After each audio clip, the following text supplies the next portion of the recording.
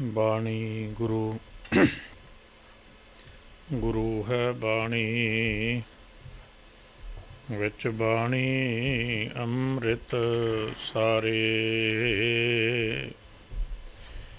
ਗੁਰਬਾਣੀ ਕਹੈ ਸੇਵਕ ਜਨ ਮੰਨੈ, ਪ੍ਰਤੱਖ ਗੁਰੂ ਨਿਸਤਾਰੇ।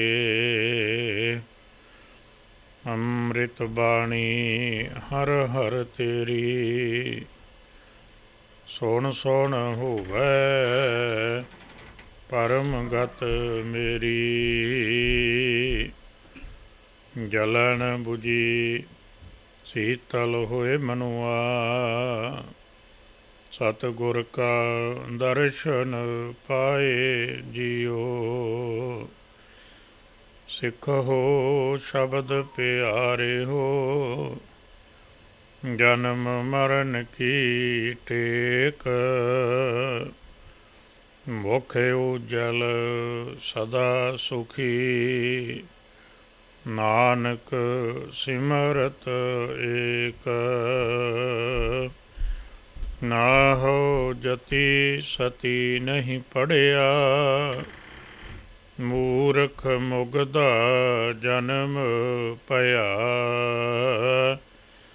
ਪ੍ਰਣਵਤ ਨਾਨਕ ਤਨ ਕੀ ਸਰਨਾ, ਜਨ ਤੂੰ ਨਾਹੀ ਵਿਸਰਿਆ। ਪ੍ਰਣਵਤ ਨਾਨਕ ਤਨ ਕੀ ਸਰਨਾ, ਜਨ ਤੂੰ ਨਾਹੀ ਵਿਸਰਿਆ।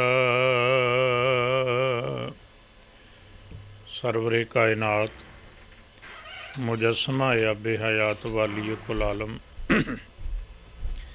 ਮਿਹਰਮਤ ਦੇ ਸਾਈਂ, ਬਖਸ਼ਿਸ਼ਾਂ ਦੇ ਭੰਡਾਰ, ਗਰੀਬ ਨਵਾਜ ਸਤਿਗੁਰੂ ਧੰਨ ਧੰਨ ਸ਼੍ਰੀ ਗੁਰੂ ਗ੍ਰੰਥ ਸਾਹਿਬ ਮਹਾਰਾਜ ਸੱਚੇ ਪਾਤਸ਼ਾਹ ਜੀ ਦੇ ਮੁਕੱਦਸ ਚਰਨਾਂ ਨਾਲ ਜੁੜਨ ਦਾ ਯਤਨ ਕਰ ਰਹੇ ਗੁਰੂ ਪਿਆਰ ਵਾਲਿਓ, ਸਾਹਿਬਾਂ ਦੀਆਂ ਬਖਸ਼ਿਸ਼ਾਂ ਦੇ ਪਾਤਰ ਬਣ ਰਹੇ ਸਤਸੰਗੀ ਪਿਆਰਿਓ, ਕਰੋ ਕਿਰਪਾਲਤਾ। ਸਾਹਿਬ ਸਤਿਗੁਰੂ ਧੰਨ ਗੁਰੂ ਗ੍ਰੰਥ ਸਾਹਿਬ ਮਹਾਰਾਜ ਜੀ ਦੇ ਸੰਪੂਰਨਤਾ ਦਿਵਸ ਦੀ ਆਪ ਸਾਧ ਸੰਗਤ ਨੂੰ ਲੱਖ ਲੱਖ ਵਧਾਈ ਹੋਵੇ। ਆਓ ਸਤਿਗੁਰਾਂ ਦੇ ਚਰਨਾਂ 'ਚ ਬੇਨਤੀ ਕਰੀਏ, ਸਤਿਗੁਰੂ ਜੀ ਆਪ ਮਿਹਰਮਤ ਬਖਸ਼ਿਸ਼ ਕਰਕੇ ਪਾਵਨ ਵਿਚਾਰਾਂ ਦੀ ਸੇਵਾ ਲੈਣ, ਅਸੀਸ ਬਖਸ਼ੋ। ਭਾਵਨਾ ਪਿਆਰ ਸ਼ਰਧਾ ਤੇ ਸਤਿਕਾਰ ਸਹਿਤ ਗੁਰੂ ਬਖਸ਼ੀ ਫਤਿਹ ਬੁਲਾਵੋ ਜੀ। ਵਾਹਿਗੁਰੂ ਜੀ ਕਾ ਖਾਲਸਾ, ਵਾਹਿਗੁਰੂ ਜੀ ਕੀ ਫਤਿਹ। ਸੰਖੇਪ ਸ਼ਬਦਾਂ 'ਚ ਮਹਾਰਾਜ ਗੁਰੂ ਅਰਜਨ ਦੇਵ ਸਾਹਿਬ ਸੱਚੇ ਪਾਤਸ਼ਾਹ ਦੇ ਸਮੇਂ ਤੋਂ ਧੰਨ ਗੁਰੂ ਗ੍ਰੰਥ ਸਾਹਿਬ ਦੇ ਚਰਨਾਂ ਨਾਲ ਜੁੜਨ ਦਾ ਯਤਨ ਕਰਾਂਗੇ। ਧੰਨ ਗੁਰੂ ਨਾਨਕ ਸਾਹਿਬ ਸੱਚੇ ਪਾਤਸ਼ਾਹ ਮਹਾਰਾਜ ਨੇ ਸੰਸਾਰ ਨੂੰ ਇੱਕ ਅਦੁੱਤੀ ਦਾਤ ਦਿੱਤੀ ਹੈ। ਭਾਵੇਂ ਭਗਤ ਸਾਹਿਬਾਨ ਹੋਰ ਅਵਤਾਰੀ ਪੁਰਸ਼ਾਂ ਨੇ ਰੱਬੀ ਇਲਹਾਮ ਜੋ ਉਹਨਾਂ ਨੂੰ ਹੋਇਆ, ਰੱਬੀ ਬਚਨ ਅਵਤਾਰਨ ਹੋਏ, ਉਹਨਾਂ ਨੇ ਵੀ ਉਹ ਲਿਖੇ ਨੇ। ਪਰ ਉਹਨਾਂ ਸ਼ਬਦਾਂ ਨੂੰ, ਉਹਨਾਂ ਬਚਨਾਂ ਨੂੰ, ਜਿਹੜੀ ਉਹਨਾਂ ਦੀ ਸ਼ੈਲੀ ਹੈ ਜਾਂ ਆਪਾਂ ਸ਼ਬਦ ਵਰਤ ਸਕਦੇ ਹਾਂ, ਜਿਹੜਾ ਉਹਨਾਂ ਦਾ ਪਸਾਰ ਹੈ, ਉਹਦਾ ਇੱਕ ਦਾਇਰਾ ਨਿਰਧਾਰਿਤ ਹੋ ਕੇ ਰਹਿ ਗਿਆ। ਮਹਾਰਾਜ ਨੇ ਸਾਡੇ 'ਤੇ ਕਿਰਪਾ ਕੀਤੀ ਜੀ ਕਿ ਇਹ ਸ਼ਬਦ ਹੈ ਜਿਹੜਾ ਮਨੁੱਖ ਦੇ ਹਿਰਦੇ ਤੱਕ ਪਹੁੰਚ ਸਕੇ। ਧੰਨ ਗੁਰੂ ਨਾਨਕ ਸਾਹਿਬ ਮਹਾਰਾਜ ਨੇ ਬਖਸ਼ਿਸ਼ ਕਰਦਿਆਂ 10 ਸਰੀਰ 10 ਜਾਮੇ ਧਾਰਨ ਕਰਕੇ ਦਾਤ ਸਾਨੂੰ ਦਿੱਤੀ ਹੈ।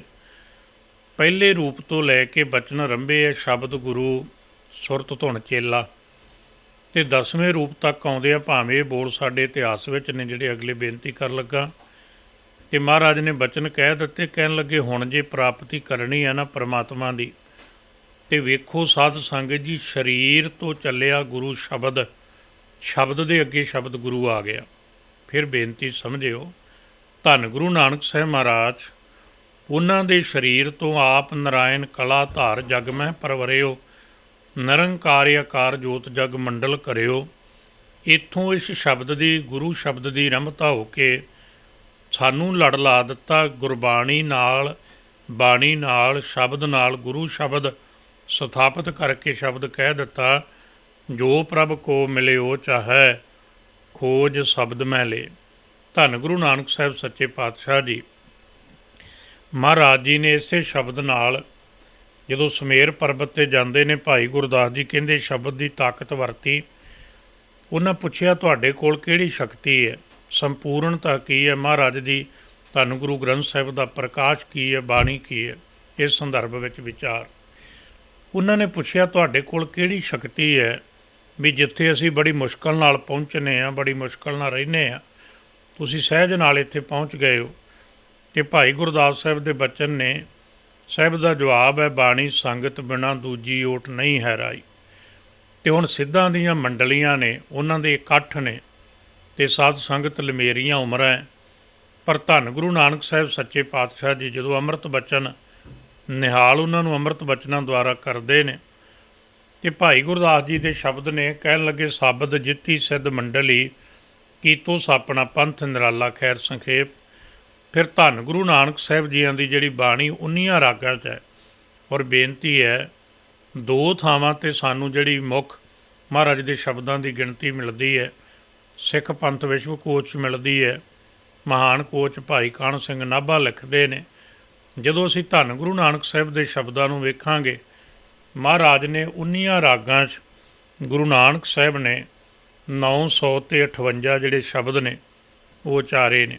ਫਿਰ ਯਾਦ ਰੱਖਿਓ, ਵਿਦਵਾਨਾਂ ਦੇ ਗਿਣਨ ਦਾ ਤਰੀਕਾ ਹੁੰਦਾ, ਕੋਈ 2 ਸ਼ਬਦ ਵੱਧ ਕਰਦਾ, ਕੋਈ ਘੱਟ, ਉਹਦਾ ਕਾਰਨ ਹੁੰਦਾ, ਅੱਗੇ ਜਾ ਕੇ ਆਪਾਂ ਸਮਝਾਂਗੇ।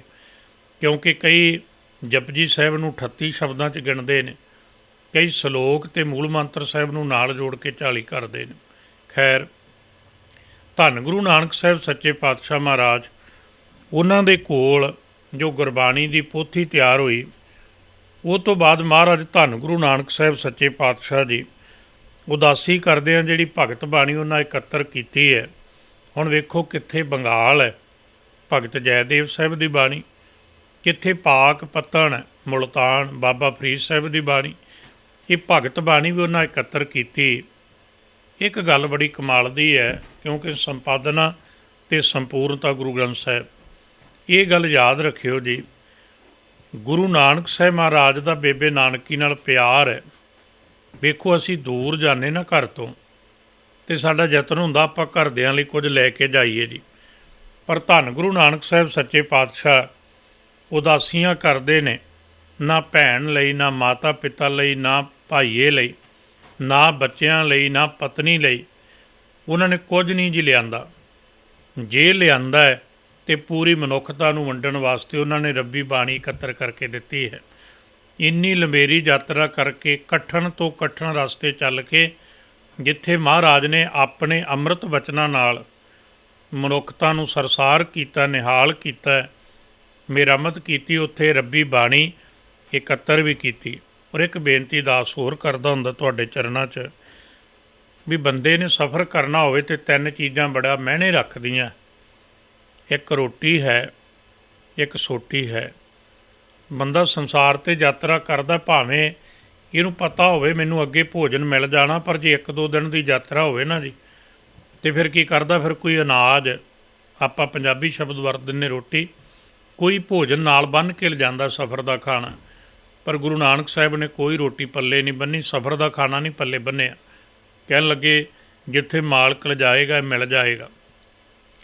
ਸਫ਼ਰ ਦੇ ਖਾਣੇ ਰੋਟੀ ਤੋਂ ਬਾਅਦ ਦੂਜਾ ਨਾਮ ਆਉਂਦਾ ਸੋਟੀ ਦਾ, ਕਿ ਆਪਣੀ ਸੁਰੱਖਿਆ ਲਈ ਬੰਦਾ ਕੋਈ ਸ਼ਸਤਰ ਦਾ ਪ੍ਰਬੰਧ ਕਰਕੇ ਤੁਰਦਾ, ਜਿੱਦਾਂ ਦੀ ਯਾਤਰਾ ਹੋਵੇ। ਉਹਦਾ ਜ਼ਿਕਰ ਭਾਈ ਗੁਰਦਾਸ ਜੀ ਨੇ ਕੀਤਾ ਜਦੋਂ ਸਤਿਗੁਰੂ ਮੱਕੇ ਜਾਂਦੇ ਨੇ, ਆਸ਼ਾ ਹੱਥ ਕਿਤਾਬ ਕਸ਼। ਇੱਦਾਂ ਤੀਜਾ ਜਿਹੜਾ ਬਚਨ ਹੈ, ਰੋਟੀ ਸੋਟੀ ਤੋਂ ਬਾਅਦ ਅਸੀਂ ਜਿਹੜੇ ਸਫ਼ਰ 'ਤੇ ਜਾਣਾ ਹੋਵੇ ਨਾ, ਉਹ ਮੰਜ਼ਿਲ ਤੱਕ ਕਿਵੇਂ ਪਹੁੰਚਣਾ, ਸਾਡੇ ਕੋਲ ਉਹਦੀ ਜਾਣਕਾਰੀ ਹੁੰਦੀ। ਅੱਜ ਆਪਣੇ ਕੋਲ ਫ਼ੋਨ ਨੇ, ਪੁਰਾਣੇ ਟਾਈਮਾਂ 'ਚ ਲਿਖ ਕੇ ਕਾਗਜ਼ 'ਤੇ ਕੋਈ ਲੈ ਜਾਂਦਾ ਸੀ, ਇੱਥੋਂ ਇੱਧਰ ਨੂੰ ਜਾਣਾ।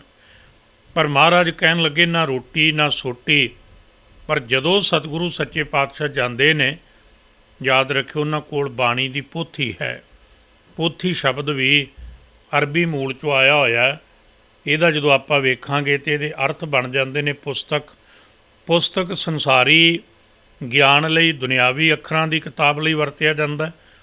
ਪੋਥੀ ਸ਼ਬਦ ਧਾਰਮਿਕ ਜਗਤ ਵਿੱਚ ਜਿਹਦੇ ਵਿੱਚ ਕੇਵਲ ਪਰਮੇਸ਼ਰ ਦਾ ਗਿਆਨ, ਪਰਮੇਸ਼ਰ ਦੀ ਗੱਲ, ਪਰਮੇਸ਼ਰ ਦੀ ਵਡਿਆਈ ਹੋਵੇ, ਉਹਨੂੰ ਧਾਰਮਿਕ ਜਗਤ ਵਿੱਚ ਨਾਮ ਦਿੱਤਾ ਮਹਾਰਾਜ ਨੇ ਪੋਥੀ। ਧੰਨ ਗੁਰੂ ਅਰਜਨ ਦੇਵ ਸਾਹਿਬ ਵੀ ਇਹ ਨਾਂ ਦਿੰਦੇ ਨੇ, ਪੋਥੀ ਪਰਮੇਸ਼ਰ ਕਾ ਥਾਨ। ਹੁਣ ਗੁਰੂ ਨਾਨਕ ਸਾਹਿਬ ਕੋਲ ਜਿਹੜੀ ਉਹ ਰੱਬੀ ਬਾਣੀ ਹੈ ਨਾ ਜੀ, ਉਹਦੇ ਲਈ ਸਾਡੇ ਇਤਿਹਾਸ ਵਿੱਚ ਬੋਲ ਨੇ, ਤਿਤ ਮਹਿਲ ਸ਼ਬਦ ਜੋ ਹੋਆ ਸੋ ਪੋਥੀ ਜੋ ਬਾਨੇ ਗੁਰੂ ਅੰਗਦ ਜੋਗ ਮਿਲੀ। ਭਾਵ ਤਿਤ ਮਹਿਲ ਗੁਰੂ ਨਾਨਕ ਸਾਹਿਬ ਦੇ ਸਰੀਰ ਵਿੱਚ ਵਿਚਰਦਿਆਂ ਜਿਹੜੇ ਸ਼ਬਦ ਨੇ, ਤਿਤ ਮਹਿਲ ਸ਼ਬਦ ਜੇ ਹੋਆ ਸੋ ਪੋਥੀ ਜੋ ਬਾਨੇ ਗੁਰੂ ਅੰਗਦ ਜੋਗ ਮਿਲੀ, ਉਹ ਗੁਰੂ ਅੰਗਦ ਦੇਵ ਸਾਹਿਬ ਕੋਲ ਆ ਗਈ। ਫਿਰ ਯਾਦ ਰੱਖਿਓ, ਉਨੀਆਂ ਰਾਗਾਂ 'ਚ ਮਹਾਰਾਜ ਗੁਰੂ ਨਾਨਕ ਸਾਹਿਬ ਸੱਚੇ ਪਾਤਸ਼ਾਹ ਤਿੰਨਾਂ ਦੀ ਬਾਣੀ ਹੈ 958 ਸ਼ਬਦ। ਗੁਰੂ ਅੰਗਦ ਦੇਵ ਸਾਹਿਬ ਦਾ ਸਮਾਂ ਆਇਆ, ਮਹਾਰਾਜ ਦੀ ਬਾਣੀ 63 ਸ਼ਲੋਕ ਨੇ। ਸ਼ਲੋਕ ਹੈ ਜਿਹੜੇ ਉਹ ਕਿਸੇ ਰਾਗ ਬੰਦਸ਼ ਦਾ ਮੁਤਾਜ ਨਹੀਂ ਹੁੰਦੇ। ਜਿਵੇਂ ਆਪਾਂ ਬਾਬਾ ਫਰੀਦ ਸਾਹਿਬ ਦੇ ਸ਼ਲੋਕਾਂ 'ਚ ਤੁਸੀਂ ਉਦਾਹਰਨ ਲੈ ਸਕਦੇ ਹੋ ਕਿ ਉਹਦੀ ਤੁਕਬੰਦੀ ਵੀ ਬਹੁਤਾ ਮਹਿਨਾ ਨਹੀਂ ਰੱਖਦੀ ਹੁੰਦੀ। ਇਸ ਤਰੀਕੇ ਨਾਲ 63 ਸ਼ਲੋਕ ਨੇ। ਫਿਰ ਗੁਰੂ ਅੰਗਦ ਦੇਵ ਸਾਹਿਬ ਮਹਾਰਾਜ, ਉਹਨਾਂ ਨੇ ਗੁਰਬਾਣੀ ਦੀਆਂ ਪੋਥੀਆਂ ਗੁਰੂ ਅਮਰਦਾਸ ਸਾਹਿਬ ਕੋਲ ਆਈਆਂ। ਗੁਰੂ ਅਮਰਦਾਸ ਸਾਹਿਬ ਨੇ ਜੀ 19 ਰਾਗਾਂ 'ਚ ਗੁਰੂ ਨਾਨਕ ਸਾਹਿਬ ਦੀ ਬਾਣੀ ਤਿਲੰਗ ਅਤੇ ਤੁਖਾਰੀ ਰਾਗ ਛੱਡ ਕੇ 17 ਰਾਗਾਂ 'ਚ 885 ਦੇ ਕਰੀਬ ਸ਼ਬਦ ਨੇ ਜਿਹੜੇ ਉਹ ਧੰਨ ਗੁਰੂ ਅਮਰਦਾਸ ਸਾਹਿਬ ਮਹਾਰਾਜ ਦੇ ਨੇ। ਗੁਰੂ ਅਮਰਦਾਸ ਸਾਹਿਬ ਨੇ ਸਭ ਤੋਂ ਵੱਡੀ ਕਿਰਪਾ ਕੀਤੀ ਹੈ, ਜੇ ਇਤਿਹਾਸ ਨੂੰ ਕਦੇ ਪੜਚੋਲੋਗੇ ਨਾ, ਉਹਨਾਂ ਸੱਚੇ ਪਾਤਸ਼ਾਹ ਗੁਰੂ ਅਮਰਦਾਸ ਸਾਹਿਬ ਨੇ ਗੋਇੰਦਵਾਲ ਸਾਹਿਬ, ਸਾਧ ਸੰਗਤ ਜੀ, ਗੁਰੂ ਅਮਰਦਾਸ ਸਾਹਿਬ ਦੇ 2 ਪੁੱਤਰ ਨੇ। ਥੋੜ੍ਹਾ ਜਿਹਾ ਇਤਿਹਾਸਕ ਪੱਖ ਕਹਿਦੇ ਹਾਂ ਕਿਉਂਕਿ ਬੜਾ ਜ਼ਰੂਰੀ ਹੈ। ਇੱਕ ਤਾਂ ਗੁਰੂ ਗ੍ਰੰਥ ਸਾਹਿਬ ਦੀ ਜਦੋਂ ਸੰਪਾਦਨਾ ਦੀ ਗੱਲ ਕਰਾਂਗੇ, ਪਹਿਲੇ ਪ੍ਰਕਾਸ਼ ਦੀ ਗੱਲ ਕਰੀਏ, ਇੱਕ ਜਦੋਂ ਗੁਰੂ ਗ੍ਰੰਥ ਸਾਹਿਬ ਦੀ ਸੰਪੂਰਨਤਾ ਦਿਵਸ ਦੀ ਗੱਲ ਹੋਵੇ, ਭਾਵ ਅੱਜ ਦੇ ਗੁਰਪੁਰਬ ਦੀ ਗੱਲ ਹੋਵੇ, ਇਹ ਪੱਖ ਬੜਾ ਜ਼ਰੂਰੀ ਹੈ। ਗੁਰੂ ਅਮਰਦਾਸ ਸਾਹਿਬ ਦੇ 2 ਪੁੱਤਰ ਨੇ, ਬਾਬਾ ਮੋਹਰੀ ਜੀ ਅਤੇ ਬਾਬਾ ਮੋਹਣ ਜੀ।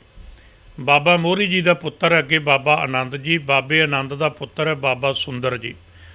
ਬਾਬਾ ਸੁੰਦਰ ਜੀ ਗੁਰੂ ਅਮਰਦਾਸ ਸਾਹਿਬ ਦੇ ਪੜ ਪੋਤਰੇ ਨੇ, ਚੌਥੇ ਥਾਂ 'ਤੇ ਨੇ। ਉਹਨਾਂ ਦੀ ਬਾਣੀ ਆਪਾਂ ਰਾਮਕਲੀ ਸੱਦ ਪੜ੍ਹਨੇ ਆ, ਕਹਿ ਸੁੰਦਰ ਸੁਣੋ ਸੰਤੋ ਸਭ ਜਗਤ ਪੈਰੀ ਪਾਏ ਜੀ। ਦੂਜਾ ਪੁੱਤਰ ਹੈ ਗੁਰੂ ਅਮਰਦਾਸ ਸਾਹਿਬ ਦਾ ਬਾਬਾ ਮੋਹਣ। ਬਾਬਾ ਮੋਹਣ ਜੀ ਦੇ ਅੱਗੇ ਪੁੱਤਰ ਨੇ ਬਾਬਾ ਸਹੰਸ ਰਾਮ। ਕਿਤੇ ਨਾ ਕਿਤੇ ਤੁਹਾਨੂੰ ਇਤਿਹਾਸ ਵਿੱਚ ਇਹ ਸੰਸ ਰਾਮ ਨਾਮ ਵੀ ਮਿਲ ਸਕਦਾ, ਹਾਹੇ ਤੋਂ ਬਿਨਾਂ ਸੰਸ ਰਾਮ ਜਾਂ ਸਹੰਸ ਰਾਮ ਨਾਮ ਇੱਕੋ ਹੀ ਹੈ। ਇਹ ਗੁਰੂ ਅਮਰਦਾਸ ਸਾਹਿਬ ਦੇ ਪੋਤਰੇ ਨੇ। ਬਹੁਤ ਵਿਦਵਾਨ ਪੁਰਸ਼ ਹੋਏ, ਗੁਰੂ ਦੀ ਰਹਿਮਤ ਵਾਲੇ ਹੋਏ। ਇਹਨਾਂ ਬਹੁਤ ਜ਼ਿਆਦਾ ਗੁਰਬਾਣੀ ਦੀਆਂ ਪੋਥੀਆਂ ਲਿਖੀਆਂ, ਵਿਦਵਾਨ ਸੱਜਣ ਜਾਣਦੇ ਨੇ। ਇਹ ਪੋਥੀਆਂ ਗੋਇੰਦਵਾਲ ਸਾਹਿਬ ਵਾਲੀਆਂ ਪੋਥੀਆਂ ਕਰਕੇ ਮਸ਼ਹੂਰ ਹੋਈਆਂ। ਉਹ ਵਿਸ਼ਾ ਵੱਖਰਾ ਹੈ, ਆਪਾਂ ਅੱਗੇ ਥੋੜ੍ਹਾ ਵਾਚਣ ਦਾ ਯਤਨ ਕਰਾਂਗੇ। ਸਾਡੇ ਇਤਿਹਾਸ ਵਿੱਚ ਗੋਇੰਦਵਾਲ ਸਾਹਿਬ ਵਾਲੀਆਂ ਪੋਥੀਆਂ, ਫਿਰ ਹਰਜੀ ਵਾਲੀ ਪੋਥੀ, ਫਿਰ ਗੁਰੂ ਹਰਸਾਏ ਵਾਲੀ ਪੋਥੀ, ਗੁਰੂ ਹਰਸਾਏ ਵਾਲੀ ਪੋਥੀ, ਇੱਦਾਂ ਇਹ ਪੋਥੀਆਂ ਮਿਲਦੀਆਂ ਨੇ ਜਿਨ੍ਹਾਂ ਵਿੱਚ ਵੱਖਰੀ ਵੱਖਰੀ ਬਾਣੀ ਸੀ, ਜਿਹੜੀ ਮੁੜ ਕੇ ਸੰਪਾਦਨ ਸੰਗ੍ਰਹਿ ਹੁੰਦੀ ਪੋਥੀ ਸਾਹਿਬ ਦੇ ਰੂਪ 'ਚ, ਜੋ ਗੁਰੂ ਗ੍ਰੰਥ ਸਾਹਿਬ ਦਾ ਰੂਪ ਬਣਦਾ ਹੈ। ਹੁਣ ਬਾਬਾ ਮੋਹਣ ਜੀ ਦੇ ਪੁੱਤਰ ਬਾਬਾ ਸਹੰਸ ਰਾਮ ਇਹਨਾਂ ਦੇ ਉਤਾਰੇ ਕਰਦੇ ਨੇ। ਉਤਾਰੇ ਕਰਨ ਦੇ ਨਾਲ ਨਾਲ ਗੋਇੰਦਵਾਲ ਸਾਹਿਬ ਬਾਬਾ ਮੋਹਣ ਜੀ ਦੇ ਘਰ ਹੀ ਚੁਬਾਰਾ ਬਣਦਾ ਹੈ। ਉਸੇ ਚੁਬਾਰੇ 'ਚ ਪੋਥੀਆਂ ਦਾ ਸੁਖਾਸਣ ਸੇਵਾ ਹੁੰਦੀ ਹੈ, ਜਿੱਥੋਂ ਫਿਰ ਪੋਥੀਆਂ ਮੁੜ ਕੇ ਜਾਂਦੀਆਂ ਵੀ ਨੇ। ਖੈਰ ਗੁਰੂ ਅਮਰਦਾਸ ਸਾਹਿਬ ਨੇ ਕਿਰਪਾ ਕੀਤੀ, ਇਹ ਪੋਥੀਆਂ ਫਿਰ ਇਹਨਾਂ ਦੇ ਬਹੁਤ ਉਤਾਰੇ ਹੋ ਗਏ। ਗੱਲ ਯਾਦ ਰੱਖਿਓ ਹੁਣ ਰਿਕਾਰਡ, ਇਹਨਾਂ ਪੋਥੀਆਂ ਦੇ ਉਤਾਰੇ ਕਾਪੀ ਟੂ ਕਾਪੀ ਇੱਦਾਂ ਹੁੰਦੀ ਜਾਂਦੀ ਸੀ। ਇਹਦਾ ਇੱਕ ਨੁਕਤਾ ਤੁਹਾਨੂੰ ਚਰਨਾਂ 'ਚ ਬੇਨਤੀ ਕਰਦਾ, ਕਿਉਂਕਿ ਸੰਪੂਰਨਤਾ ਗੁਰੂ ਗ੍ਰੰਥ ਸਾਹਿਬ ਜਿੰਨੇ ਅੱਗੇ ਉਤਾਰੇ ਹੁੰਦੇ ਸੀ ਨਾ, ਉਹ ਪੁਰਾਤਨ ਸਰੂਪਾਂ ਦੇ ਜਿਹੜੇ ਗੁਰਸਿੱਖ ਦਰਸ਼ਨ ਕਰਦੇ ਹੋ ਜਾਂ ਇਤਿਹਾਸਕ ਸਿਧਾਂਤਾਂ ਦੀ ਐਨਾਲਾਈਜ਼ ਕਰਦੇ ਹੋ, ਵਾਚਦੇ ਹੋ, ਜਿੰਨੇ ਅੱਗੇ ਸਰੂਪ ਦੇ ਉਤਾਰੇ ਹੁੰਦੇ ਸੀ, ਬਕਾਇਦਾ ਲਿਖਿਆ ਹੁੰਦਾ ਸੀ ਵੀ ਜਿਹੜੀ ਬੀੜ ਤੋਂ ਸਰੂਪ ਤੋਂ ਉਤਾਰਾ ਹੁੰਦਾ ਸੀ ਜਾਂ ਜਿਹੜੀ ਪੋਥੀ ਤੋਂ ਉਤਾਰਾ ਹੁੰਦਾ ਸੀ, ਅੱਗੇ ਲਿਖਿਆ ਹੁੰਦਾ ਸੀ ਨਕਲ ਕਾ ਨਕਲ, ਭਾਵ ਉਤਾਰੇ ਦਾ ਉਤਾਰਾ, ਨਕਲ ਕਾ ਨਕਲ, ਕਾ ਨਕਲ। ਜਿੰਨੇ ਉਤਾਰੇ ਹੁੰਦੇ ਸੀ ਅੱਗੇ ਸ਼ਬਦ ਨਾਲ ਲਿਖ ਦਿੱਤਾ ਜਾਂਦਾ ਸੀ, ਤਾਂ ਕਿ ਸਰੂਪ ਦੇ ਬੀੜ ਦੇ ਆਰੰਭ ਵਿੱਚ ਹੀ ਪਤਾ ਲੱਗ ਜਾਏ ਕਿ ਇਹਦੇ ਹੁਣ ਤੱਕ ਕਿੰਨੇ ਉਤਾਰੇ ਹੋ ਚੁੱਕੇ। ਸਾਧ ਸੰਗਤ ਜੀ, ਅੱਜ ਸਾਡੇ ਕੋਲ ਮੀਡੀਆ, ਸਾਡੇ ਕੋਲ ਕਿੱਡੇ ਵੱਡੀਆਂ ਪ੍ਰੈਸ ਸਿਸਟਮ ਹੈ, ਕੰਪਿਊਟਰਾਈਜ਼, ਸਭ ਕੁਝ ਡਿਜੀਟਲ ਹੈ, ਪਰ ਅਸੀਂ ਅੱਜ ਵੀ ਸੱਚਾਈ ਉਹਨੂੰ ਕਬੂਲਿਓ ਇਸ ਪਾਸੇ ਉਹਨਾਂ ਉਦਮ ਪ੍ਰਯਾਸ ਯਤਨ ਨਹੀਂ ਕਰ ਰਹੇ। ਇਹ ਬਹੁਤ ਵੱਡੀ ਮਹਾਨ ਸੇਵਾ। ਜੇ ਕਦੇ ਇਸ ਤਰੀਕੇ ਨਾਲ ਪਿਛਲੇ ਆਪਣੇ ਇਤਿਹਾਸ ਨੂੰ ਅਸੀਂ ਵਾਚ ਕੇ ਵੇਖੀਏ, ਇਸ ਤਰੀਕੇ ਨਾਲ ਸਾਧ ਸੰਗਤ ਜੀ ਨਕਲ ਕਾ ਨਕਲ ਲੈ ਕੇ ਪਤਾ ਲੱਗ ਜਾਂਦਾ ਸੀ ਕਿੰਨੇ ਉਤਾਰੇ ਹੋ ਗਏ। ਅੱਜ ਸੱਚਾਈ ਇਸ ਗੱਲ ਨੂੰ ਕਬੂਲਿਓ ਵੀ ਨਹੀਂ ਪਤਾ ਹੁੰਦਾ ਕਿੰਨੇ ਸਰੂਪ ਛਪ ਚੁੱਕੇ ਨੇ, ਕਿੱਦਾਂ ਉਹ ਸਾਰਾ ਰਿਕਾਰਡ। ਇਹ ਪੁਰਾਣੇ ਸਮੇਂ ਤੋਂ ਵੀ ਮਰਜ਼ਾਦਾ ਸੀ, ਗੁਰੂ ਅਮਰਦਾਸ ਸਾਹਿਬ ਦੇ ਸਮੇਂ ਤੋਂ। ਗੁਰੂ ਅਮਰਦਾਸ ਸਾਹਿਬ ਮਹਾਰਾਜ ਨੇ ਪੋਥੀਆਂ ਜਿਹੜੀਆਂ ਉਹ ਗੁਰੂ ਰਾਮਦਾਸ ਸਾਹਿਬ ਮਹਾਰਾਜ ਕੋਲ ਆ ਗਈਆਂ। 7 ਸਾਲ ਗੁਰਤਾ ਗੱਦੀ 'ਤੇ ਗੁਰੂ ਰਾਮਦਾਸ ਸਾਹਿਬ ਰਾਜੇ ਨੇ। ਜਾਣਦੇ ਹੋ 1574 1 ਸਤੰਬਰ ਤੋਂ ਲੈ ਕੇ ਮਹਾਰਾਜ ਸਾਧ ਸੰਗਤ ਜੀ 1581 ਤੱਕ ਗੁਰਤਾ ਗੱਦੀ 'ਤੇ ਧੰਨ ਗੁਰੂ ਰਾਮਦਾਸ ਸਾਹਿਬ ਮਹਾਰਾਜ ਜੀ ਸੁਭਾਏਮਾਨ ਨੇ। ਤੇ ਵੀ ਯਾਦ ਰੱਖਿਓ, ਚੇਤਾ ਕਰਾ ਦਿਆਂ, ਅੱਜ ਦੇ ਦਿਨ ਗੁਰੂ ਰਾਮਦਾਸ ਸਾਹਿਬ ਮਹਾਰਾਜ ਜੀ ਦਾ ਜੋਤੀ ਜੋਤ ਸਮਾਉਣ ਦਾ ਦਿਹਾੜਾ ਵੀ। ਹੁਣ ਧੰਨ ਗੁਰੂ ਰਾਮਦਾਸ ਸਾਹਿਬ ਮਹਾਰਾਜ ਉਹਨਾਂ ਨੇ 19 ਰਾਗ ਗੁਰੂ ਨਾਨਕ ਸਾਹਿਬ ਵਾਲੇ ਅਤੇ 11 ਰਾਗ ਹੋਰ, 30 ਰਾਗਾਂ ਦੇ ਵਿੱਚ 647 ਸ਼ਬਦ ਧੰਨ ਗੁਰੂ ਰਾਮਦਾਸ ਸਾਹਿਬ ਮਹਾਰਾਜ ਨੇ ਉਚਾਰੇ ਨੇ। ਹੁਣ ਇਹ ਵੀ ਪੋਥੀਆਂ ਤਿਆਰ ਹੋ ਗਈਆਂ। ਇਹ ਤੋਂ ਬਾਅਦ ਇੱਕ ਪਿਰਤ ਗੁਰੂ ਰਾਮਦਾਸ ਸਾਹਿਬ ਨੇ ਹੋਰ ਪਾਈ, ਜਿਹੜਾ ਗੁਰਬਾਣੀ ਨੂੰ ਲਿਖਦੇ ਨੇ। ਜਿਵੇਂ ਜਪਜੀ ਸਾਹਿਬ ਨੂੰ ਸੰਗ੍ਰਹਿ ਕਰਕੇ ਇੱਕ ਪੋਥੀ ਬਣਾਈ, ਅਤੇ ਹੁਣ ਉਹ ਜਪਜੀ ਸਾਹਿਬ ਸੰਗ੍ਰਹਿ ਹੋਈ ਦੀ ਪੋਥੀ 'ਤੇ ਅੱਗੇ ਦਸਤਕ ਸ਼੍ਰੀ ਗੁਰੂ ਰਾਮਦਾਸ ਜੀ ਕਾ। ਇਹ ਪੁਰਾਤਨ ਸਰੂਪਾਂ 'ਤੇ ਤੁਹਾਨੂੰ ਇੱਦਾਂ ਦੇ ਜਿਹੜੇ ਮਹਾਰਾਜ ਦੇ ਗੁਰੂ ਰਾਮਦਾਸ ਸਾਹਿਬ ਦੇ ਦਸਤਖਤ ਨੇ ਉਹ ਮਿਲਣਗੇ। ਉੱਤੇ ਲਿਖਿਆ ਹੋਇਆ ਦਸਤਖਤ ਸ਼੍ਰੀ ਗੁਰੂ ਰਾਮਦਾਸ ਜੀ ਕਾ। ਉਹਦਾ ਮਤਲਬ ਹੁੰਦਾ ਸੀ ਵੀ ਇਸ ਬੀੜ ਦੇ ਦਰਸ਼ਨ, ਇਹ ਬੀੜ ਗੁਰੂ ਰਾਮਦਾਸ ਸਾਹਿਬ ਮਹਾਰਾਜ ਦੀ ਹਯਾਤੀ ਵਿੱਚ ਇਹ ਪੋਥੀ ਲਿਖੀ ਗਈ। ਗੁਰੂ ਰਾਮਦਾਸ ਸਾਹਿਬ ਸੱਚੇ ਪਾਤਸ਼ਾਹ ਨੇ ਕਿਰਪਾ ਕੀਤੀ। ਸਮਾਂ ਆ ਗਿਆ ਮਹਾਰਾਜ ਗੁਰੂ ਅਰਜਨ ਦੇਵ ਸਾਹਿਬ ਸੱਚੇ ਪਾਤਸ਼ਾਹ ਦਾ। ਭੱਟ ਸਾਹਿਬਾਨਾਂ ਨੇ ਬਚਨ ਕਹੇ ਨੇ, ਅੰਤ ਨ ਪਾਵਤ ਦੇਵ ਸਭੈ ਮਨ, ਇੰਦਰ ਮਹਾਸਿਵ ਜੋਗ ਕਰੀ, ਫੁਣ ਵੇਦ ਬਿਰੰਚ ਵਿਚਾਰ ਰਹਿਓ, ਹਰ ਜਾਪ ਨ ਛਾਡੋ ਏਕ ਘਰੀ, ਮਥੁਰਾ ਜਨ ਕੋ ਪ੍ਰਭ ਦੀਨ ਦਿਆਲ ਹੈ, ਸੰਗਤ ਸ੍ਰਿਸ਼ਟ ਨਿਹਾਲ ਕਰੀ, ਰਾਮਦਾਸ ਗੁਰੂ ਜਗ ਤਾਰਨ ਕੋ, ਗੁਰਜੋਤ ਅਰਜਨ ਮਹਿ ਧਰੀ। ਧੰਨ ਗੁਰੂ ਅਰਜਨ ਦੇਵ ਸਾਹਿਬ ਜੀ ਦਾ ਸਮਾਂ ਆਇਆ। ਮਹਾਰਾਜ ਗੋਇੰਦਵਾਲ ਸਾਹਿਬ ਤੋਂ ਗੁਰੂ ਰਾਮਦਾਸ ਸਾਹਿਬ ਜੀਆਂ ਦੇ ਦਸ਼ਾਰੇ ਤੋਂ ਬਾਅਦ ਸ੍ਰੀ ਅੰਮ੍ਰਿਤਸਰ ਸਾਹਿਬ ਆ ਗਏ। ਇੱਥੇ ਆ ਕੇ ਹੁਣ 2-4 ਜ਼ਰੂਰੀ ਨੁਕਤੇ ਨੇ ਜਿਹੜੇ ਗੁਰੂ ਗ੍ਰੰਥ ਸਾਹਿਬ ਜੀਆਂ ਦੇ ਪੋਥੀ ਸਾਹਿਬ ਦੇ ਰੂਪ ਸੰਪਾਦਨਾ ਦੇ ਨਾਲ ਜੁੜੇ ਨੇ। ਇਹ ਤੋਂ ਬਾਅਦ ਫਿਰ ਸ੍ਰੀ ਦਮਦਮਾ ਸਾਹਿਬ ਦਾ ਜ਼ਿਕਰ, ਮਹਾਰਾਜ ਦੀ ਸੰਪੂਰਨਤਾ ਦਾ ਜ਼ਿਕਰ ਕਰਾਂਗੇ, ਕਿਉਂਕਿ ਸੰਪਾਦਨਾ ਅਤੇ ਸੰਪੂਰਨਤਾ ਇਹ ਦੋਵੇਂ ਗੱਲਾਂ ਸਿੱਖ ਚੇਤੇ ਰੱਖਣ। ਪਹਿਲਾ ਪ੍ਰਕਾਸ਼, ਸੰਪੂਰਨਤਾ ਅਤੇ ਗੁਰਤਾ ਗੱਦੀ ਗੁਰੂ ਗ੍ਰੰਥ ਸਾਹਿਬ, ਤਿੰਨੇ ਗੱਲਾਂ ਨੂੰ ਕਦੇ ਜੋੜ ਕੇ ਵੇਖਿਓ। ਸੰਪਾਦਨਾ, ਸੰਪੂਰਨਤਾ ਅਤੇ ਮਹਾਰਾਜ ਦੀ ਗੁਰਤਾ ਗੱਦੀ। ਹੁਣ ਜਦੋਂ ਗੁਰੂ ਅਰਜਨ ਦੇਵ ਸਾਹਿਬ ਜੀ ਨੇ ਪਹਿਲਾ ਕਾਰਜ ਇਹ ਕੀਤਾ ਹੈ, ਜਿੱਥੇ ਮਹਾਰਾਜ ਨੇ ਬੇਅੰਤ ਰੱਬੀ ਬਾਣੀ ਉਚਾਰੀ। ਹੁਣ 30 ਰਾਗਾਂ 'ਚ ਗੁਰੂ ਰਾਮਦਾਸ ਸਾਹਿਬ ਦੀ ਬਾਣੀ ਇੱਥੇ ਬੇਨਤੀ ਕਰਦੇ ਹਾਂ। 30 ਰਾਗਾਂ 'ਚ ਗੁਰੂ ਅਰਜਨ ਦੇਵ ਸਾਹਿਬ ਮਹਾਰਾਜ ਦੇ 2318 ਸ਼ਬਦ ਨੇ। ਇਤਨੀ ਰੱਬੀ ਬਾਣੀ, ਮੁਕੱਦਸ ਬਾਣੀ ਗੁਰੂ ਰਾਮਦਾਸ ਸਾਹਿਬ ਗੁਰੂ ਅਰਜਨ ਦੇਵ ਸਾਹਿਬ ਮਹਾਰਾਜ ਉਚਾਰਦੇ ਨੇ। ਫਿਰ ਮਹਾਰਾਜ ਨੇ ਸਰੋਵਰ ਗੁਰੂ ਰਾਮਦਾਸ ਸਾਹਿਬ ਨੇ ਖੁਦਵਾਇਆ, ਪੱਕਾ ਗੁਰੂ ਅਰਜਨ ਦੇਵ ਸਾਹਿਬ ਕਰਵਾਉਂਦੇ ਨੇ। ਇਹਦੇ ਅੰਦਰ ਹਰਿਮੰਦਰ ਸਾਹਿਬ ਦੀ ਨੀਂਹ ਜਦੋਂ ਰੱਖੀ ਨਾ, ਹੁਣ 2 ਨੁਕਤੇ ਸਮਝਿਆ ਜੇ। ਹਰਿਮੰਦਰ ਸਾਹਿਬ ਦੀ ਨੀਂਹ 'ਚੋਂ ਮੈਨੂੰ ਸ਼ਬਦ ਵਰਤਣੇ ਮਜਬੂਰੀ ਨੇ। ਨੀਂਹ ਦੇ ਵਿੱਚ ਜਿੱਥੇ ਸੰਤੋਖਸਰ ਸਾਹਿਬ ਦੀ ਮਿੱਟੀ ਲਿਆ ਕੇ ਪਾਈ, ਉੱਥੇ ਹਰਿਮੰਦਰ ਸਾਹਿਬ ਦੀ ਨੀਂਹ ਦੀ ਜਿਹੜੀ ਮਿੱਟੀ ਹੈ ਉਹ ਸਾਧ ਸੰਗਤ ਜੀ ਜਿੱਥੇ ਅੱਜ ਸ਼੍ਰੀ ਅਕਾਲ ਤਖਤ ਸਾਹਿਬ ਹੈ, ਇਤਿਹਾਸ ਕਹਿੰਦਾ ਇੱਥੇ ਰੱਖੀ ਗਈ। ਹਰਿਮੰਦਰ ਸਾਹਿਬ ਦੀ ਨੀਂਹ ਦੀ ਮਿੱਟੀ ਨਾਲ ਹੀ ਉੱਥੇ ਸਥਾਨ ਬਣਾਇਆ, ਜਿਹਨੂੰ ਕੋਠਾ ਸਾਹਿਬ ਨਾਂ ਦਿੱਤਾ। ਉੱਥੇ ਮਹਾਰਾਜ ਗੁਰੂ ਅਰਜਨ ਦੇਵ ਸਾਹਿਬ ਸੱਚੇ ਪਾਤਸ਼ਾਹ ਜੀ ਉਹਦੇ ਅੰਦਰ ਆਰਾਮ ਫਰਮਾਉਂਦੇ ਨੇ, ਸੁਭਾਏਮਾਨ ਹੁੰਦੇ ਨੇ। ਸਾਹਮਣੇ ਹਰਿਮੰਦਰ ਸਾਹਿਬ ਦੀ ਸੇਵਾ ਚੱਲਦੀ ਹੈ। ਕੋਠਾ ਸਾਹਿਬ ਉਸ ਸਮੇਂ ਉਸ ਮਿੱਟੀ ਨਾਲ ਜੋ ਹਰਿਮੰਦਰ ਸਾਹਿਬ ਦੀ ਨੀਂਹ 'ਚੋਂ ਕੱਢੀ ਬਣਾਇਆ ਗਿਆ। ਇੱਧਰੋਂ ਸੰਖੇਪ ਕਰੀਏ, ਹਰਿਮੰਦਰ ਸਾਹਿਬ 1601 ਤੱਕ ਬਣ ਕੇ ਹਰਿਮੰਦਰ ਸਾਹਿਬ ਸੰਪੂਰਨ ਹੋਇਆ। ਉਹਦੀ ਇਮਾਰਤ, ਉਹਦੀਆਂ ਬਖਸ਼ਿਸ਼ਾਂ ਵੱਖਰੀਆਂ ਨੇ। ਹਰਿਮੰਦਰ ਸਾਹਿਬ ਲਈ ਭਾਵੇਂ ਰੱਬੀ ਬਾਣੀ 'ਚ ਵੀ ਆਪਾਂ ਬਚਨ ਪੜ੍ਹਨੇ, ਡਿੱਠੈ ਸਭੇ ਥਾਵ ਨਹੀਂ ਤੁਧ ਜਿਹਿਆ, ਬੱਧਹੁ ਪੁਰਖ ਵਿਧਾਤੇ ਤਾ ਤੂੰ ਸੋਹਿਆ। ਇਹਦੇ ਸਮੇਂ ਦਰਮਿਆਨ ਬਹੁਤ ਵਿਚਾਰਾਂ ਨੇ ਸਾਡੇ ਇਤਿਹਾਸ ਵਿੱਚ। ਆਪਾਂ ਇੰਨੀ ਗੱਲ ਹੀ ਕਰਨੀ ਹੈ ਵੀ ਪਿਰਥੀ ਚੰਦ ਦਾ ਪੁੱਤਰ ਹੈ ਮਿਹਰਵਾਨ। ਮਿਹਰਵਾਨ ਦਾ ਪੁੱਤਰ ਹੈ ਬਾਬਾ ਹਰ ਜੀ ਕਹਿੰਦੇ ਨੇ, ਅਤੇ ਹਰ ਜੀ ਦਾ ਪੁੱਤਰ ਅੱਗੇ ਕਵਲ ਨੈਣ। ਇਹ ਪਿਰਥੀ ਚੰਦ ਦੀ ਪੀੜ੍ਹੀ ਹੈ। ਪਿਰਥੀ ਚੰਦ ਦਾ ਜਿਹੜਾ ਪੁੱਤਰ ਹੈ ਨਾ ਮਿਹਰਵਾਨ, ਇਹਦਾ ਅਸਲੀ ਨਾਮ ਹੈ ਮਨੋਹਰ ਦਾਸ। ਮਨੋਹਰ ਦਾਸ ਮਿਹਰਵਾਨ, ਇਹਨੂੰ ਮਨੋਹਰ ਜੀ ਕਰਕੇ ਕਹਿੰਦੇ ਨੇ, ਪ੍ਰਚਲਿਤ ਛੋਟਾ ਨਾਮ ਹੋ ਗਿਆ ਵੀ ਮਨੋਹਰ ਮਿਹਰਵਾਨ ਜੀ। ਮਿਹਰਵਾਨ ਹੈ ਜਿਹੜਾ, ਉਹਦਾ ਜ਼ਿਕਰ ਸਾਰੇ ਇਤਿਹਾਸਕਾਰਾਂ ਨੇ ਜ਼ਿਆਦਾ ਲਿਖਤ ਵਿੱਚ ਕੀਤਾ ਹੈ। ਕਹਿਣ ਲੱਗੇ ਬੜਾ ਵਿਦਵਾਨ ਹੈ। ਉਹਦਾ ਕਾਰਨ ਸੀ, ਵੈਸੇ ਗੁਰੂ ਹਰਗੋਬਿੰਦ ਸਾਹਿਬ ਮਹਾਰਾਜ ਦਾ ਜੇ ਪ੍ਰਕਾਸ਼ ਨਹੀਂ ਹੋਇਆ ਤੇ ਗੁਰੂ ਤੇ ਵੈਸੇ ਸਭ ਨੂੰ ਪਿਆਰ ਕਰਦੇ, ਗੁਰਸਿੱਖਾਂ ਇੱਕੋ ਪਿਆਰ, ਗੁਰਮਿੱਤਾਂ ਪੁੱਤਾਂ ਭਾਈਆਂ। ਪਰ ਗੁਰੂ ਅਰਜਨ ਦੇਵ ਸਾਹਿਬ ਨੇ ਮਿਹਰਬਾਨ ਨੂੰ ਕੋਲ ਰੱਖਣਾ, ਖੁਦ ਪੜ੍ਹਾਉਣਾ, ਪਿਆਰ ਕਰਨਾ, ਬੜਾ ਪਿਆਰ ਦੇਣਾ ਮਹਾਰਾਜ ਗੁਰੂ ਅਰਜਨ ਦੇਵ ਸਾਹਿਬ ਨੇ। ਅਤੇ ਗੱਲ ਮੁਕਾਈ ਹੈ, ਇਤਿਹਾਸ ਕਹਿੰਦਾ ਵੀ ਮਿਹਰਬਾਨ ਬੜਾ ਵਿਦਵਾਨ ਹੋ ਗਿਆ। ਇੱਕ ਦਿਨ ਕੀ ਕੀਤਾ ਪਿਰਥੀ ਚੰਦ ਨੇ, ਉਹਨੇ ਗੁਰੂ ਅਰਜਨ ਦੇਵ ਸਾਹਿਬ ਮਹਾਰਾਜ ਦੇ ਬਰਾਬਰ ਨਕਲੀ ਗੱਦੀ ਚਲਾਉਣ ਦਾ ਯਤਨ ਕੀਤਾ। ਜੇ ਆਪਾਂ ਸ਼ਬਦ ਵਰਤੀਏ ਕੋਈ ਅੱਤ ਕਥਨੀ ਨਹੀਂ, ਗੁਰੂ ਡੰਮ ਚਲਾਉਣ ਦਾ ਯਤਨ ਕੀਤਾ। ਪਰ ਯਾਦ ਰੱਖਿਓ, ਗੁਰੂ ਕਦੇ ਪੈਸਿਆਂ ਨਾਲ ਨਹੀਂ, ਗੁਰੂ ਕਦੇ ਪ੍ਰਭਤਾ ਨਾਲ ਨਹੀਂ, ਇਹ ਤਾਂ ਰੱਬ ਦੇ ਘਰ ਤੋਂ ਮਿਲੀ ਹੋਈ ਦਾਤ ਹੈ। ਨਿਰੰਕਾਰ ਆਕਾਰ ਧਾਰ ਕੇ ਸੰਸਾਰ ਤੇ ਸੰਸਾਰ ਨੂੰ ਤਾਰਿਆ ਹੈ।